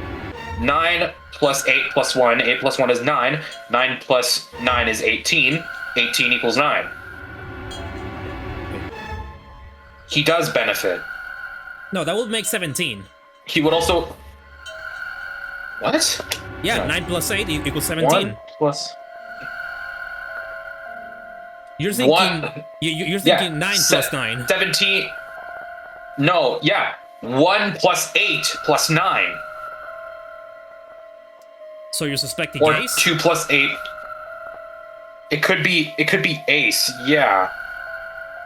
1 plus 8 plus 9. It would be the easiest digital route to make for 9. But Ace was... Wait, okay. This is so fucking confusing. Okay. Yeah, trust For me, there's now, a very good explanation, gonna- but of course I won't say it. Yeah. For now, it's probably a dumb idea, but I'm gonna leave this up to a Junko Enoshima and say that the 9th man is still alive. Okay. And he will benefit from the 8? In some way, that's... Okay, I don't know who the killer could be. Everyone has a viable alibi. It's obviously not us. If Clover was dead with Ace, Clover was dead with Seven and Santa, right? And because it was Ace and Lotus that were with Junpei. Ace, Clover, and Santa were in a pool of blood, and Seven checked the pulse on Clover, and yeah, she's fucking dead. Okay. And after that is when Junpei went, Junpei, Lotus, and Seven went to that door, and then Junpei went alone. The other two stayed behind, and when Junpei came back, those two were dead. Yeah. It's, okay. And Jun, again, and Jun died in because Junpei's arms. Yeah.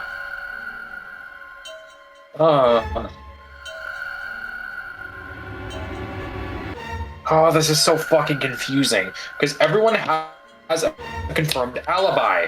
So then who the fuck could it be? Okay, I'm gonna proceed, but after proceeding, let me tell you, besides what I have told you, I sneak in a very huge clue, and you didn't even realize. I'm just gonna leave you that to suffer. Damn. I tried to be very subtle, and it worked. Who is that? Who would benefit the most from the number 8 bracelet? The thought had only just entered Chubby's mind when, just like in the submarine ending, Yep. he heard a noise. A sound like a sharp knife cutting through wet meat. It struck him as strange that the noise came from inside his own body. A moment later, the pain hit him. It wasn't merely pain, there was heat. Extreme heat as well. He felt as though the molten iron had been splashed against the side of his body. Finally, his brain made the connection. He had been stabbed. Yeah, if it was an axe, that shit would have been a slash. Yeah. But where? His body was quickly going numb. He couldn't tell where the knife had met his flesh. Given the circumstances, however, although you're most probably right, your Clover might have just gone after the axe too. So, but at the very least, we haven't got. Right now, we're not getting killed by an axe. Yeah. Given the circumstances, so it's however, not Clover then. Yeah. Given the circumstances, however, he had most likely been stabbed in the back, like a spy. I am the spy. Whoever had killed Lotus had now done the same to Junpei as well. Ugh. His voice was little more than a weak groan. With that little strength he had left, Junpei turned his body, trying to catch a glimpse of his attacker. Ugh. But as he did, the knife dug itself in deeper, twisting viciously.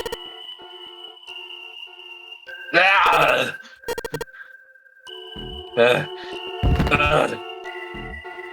He collapsed to the floor, a puppet with strings cut. His arms and legs lay where they fell, oddly twisted and awkwardly positioned.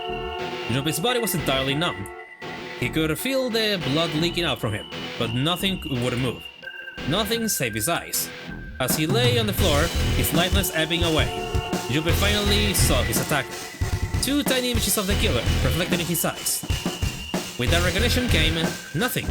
He felt no emotions, not anger, not sadness, not regret. The paralysis that had claimed his body had reached his mind. His killer glanced down at his body.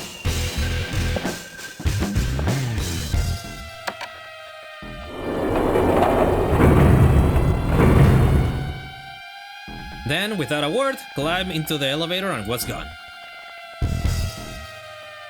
His eyesight began to fade, the world grew blurry and began to dissolve into an empty white fog. The fog crept into the edges of his mind and worked inexorably inward. Soon, he swallowed up the last that remained of Junpei's mind, and his consciousness left him. There was nothing more. Into utter emptiness he fell. Into zero. Whatever Junpei had been in was gone.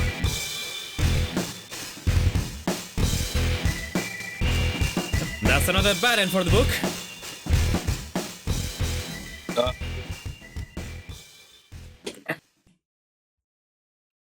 But it also gives you a major clue. Yeah. yeah, with that we got the knife ending! Yay! Big props. Yippee. Okay, now before we go to another route, now I can finally show you something.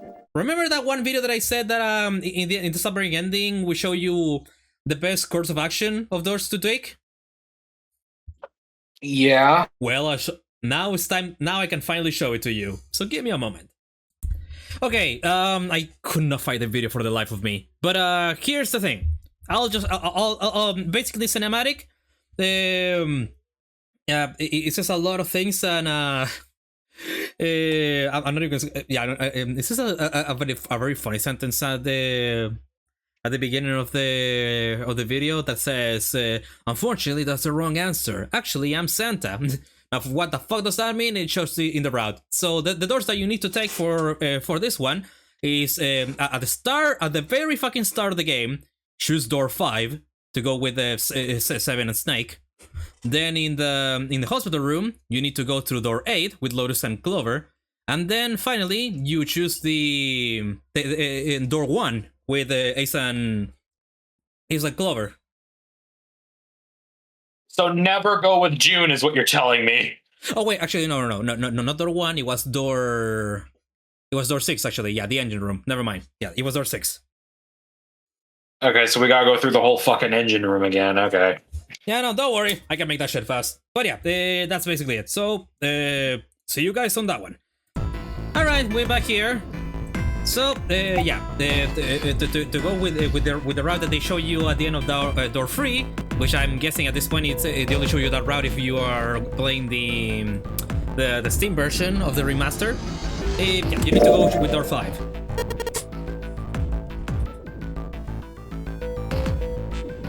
Hey, wait. Jupiter's cry echoed across the room. The 4 people walking toward the door stopped and turned back toward him. I want to go through door 5 too. The words were scarcely out of his mouth when June spoke up. What? What are you saying, Jumpy? If you're going through that door, then I'm going with you. He turned around to look at her. No, you can't. I can't take you with me. Why?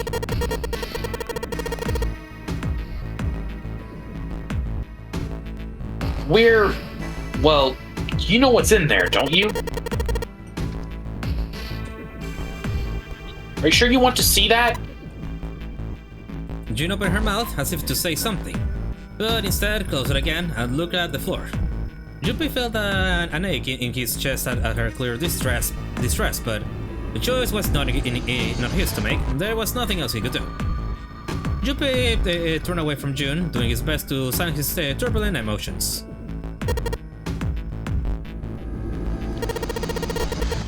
Please. Let me go into door 5. 7 scratched his head and looked at the young man. Man. Now we're right back where we started. You know that? Junpei's bracelet number is 5, right? If we are going to add Junpei, then we must subtract 5 from the rest of us. Snake turned to Ace. Ace, please take good care of Clover. Oh, all right. That's fine. 1 plus 4 equals 5. Don't go away! Don't go! Oh wait, no, that's you! Yeah. No! Don't go away! You need to listen to me, Clover. Okay, get out of the dialogue box, please. Okay, there we go. And go to door 4 with the others. No! Don't be so selfish. Snake's tone was harsh. Tears welled up in Clover's eyes. She bit her lip and did her best to fight them off. Snake's expression softened, and he put his arms around Clover. He held her close and whispered into her ear. You'll be fine. Just relax. It looked as though he whispered 2 or 3 more words, but whatever they were, Junpei didn't hear them. He couldn't help but wonder what the other man had said. Snake pulled back from his sister, his eyes kinda inquiring. Okay, I understand. Her voice was barely audible from where Junpei stood. Before long, new teams were assembled. Those going to door 5, 7, Snake, and Junpei. 7 plus 2 plus 5 equals 14, 1 plus 4 equals 5. Those going to door 4, Lotus, Santa, June, Ace, and Clover. 8 plus 3 plus 6 plus 1 plus 4 equals 22, 22 equals 4. And that's the first time that there are 5 people going through one door, by the way. Yeah. 7, Snake, and Junpei scan their number bracelets in quick succession. The screen of the red showed 3 asterisks. Alright, let's go. And what's gonna be beyond door 5, you wonder? That we'll have to wait for another day. That shit wasn't. The show was good. So, thoughts so far? Yeah. I'm all jumbled. There's so much to think about. I want to figure out who the fuck the killer is in the sub ending and the knife endings, like, on my own so badly. But I know I'm not going to be able to. I mean, you might have a good idea, but until... Well, tomorrow we're going to be doing another thing, but then again, you're going to be, well, at home early tomorrow, right? Depending on if I need to do my community hours or not. Gotcha. Yeah, because, depending if you're back or not... The latest I'll be back is 3 p.m. my time, I think. We're in the same time zone, right? Yeah. I mean, what are you right now? Almost 6, 5:51. Yeah, same here. Okay. But yeah, at the latest I'll be home at 3. But yeah, no, yeah. Given that also tomorrow we have that other thing to do, it will be safe to do it on the next day, on Tuesday, then. Yeah. But I've also got my race tomorrow. Yeah. Besides that, yeah. So well, we'll have to wait until. Yeah, I've got my race with Light. Yeah. But yeah, thoughts on characters so far. I mean, obviously, 7 still tops the bunch. Yeah. That's, like, I honestly, nothing's really changed this episode. Fair. Because Santa and Ace just kind of acted like they usually did. Right. Except for that one part with Santa where he mentioned his sister, but obviously we need to get some backstory out of Santa at some point. Because, it's been... I don't think we've gotten much backstory out of him yet. Yeah.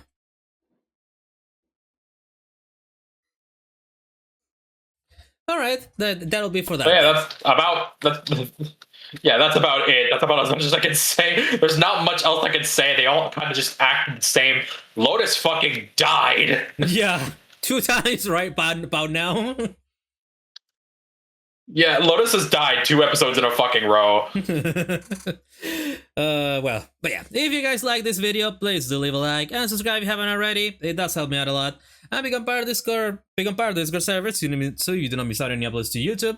And once I got better internet, whenever I'll be going live on Twitch to stream some more heavy-duty games on my laptop. And with all that out of the way, I bid you all, my dear travelers, adieu. So bye-bye, have a great day, everybody. Bye-bye.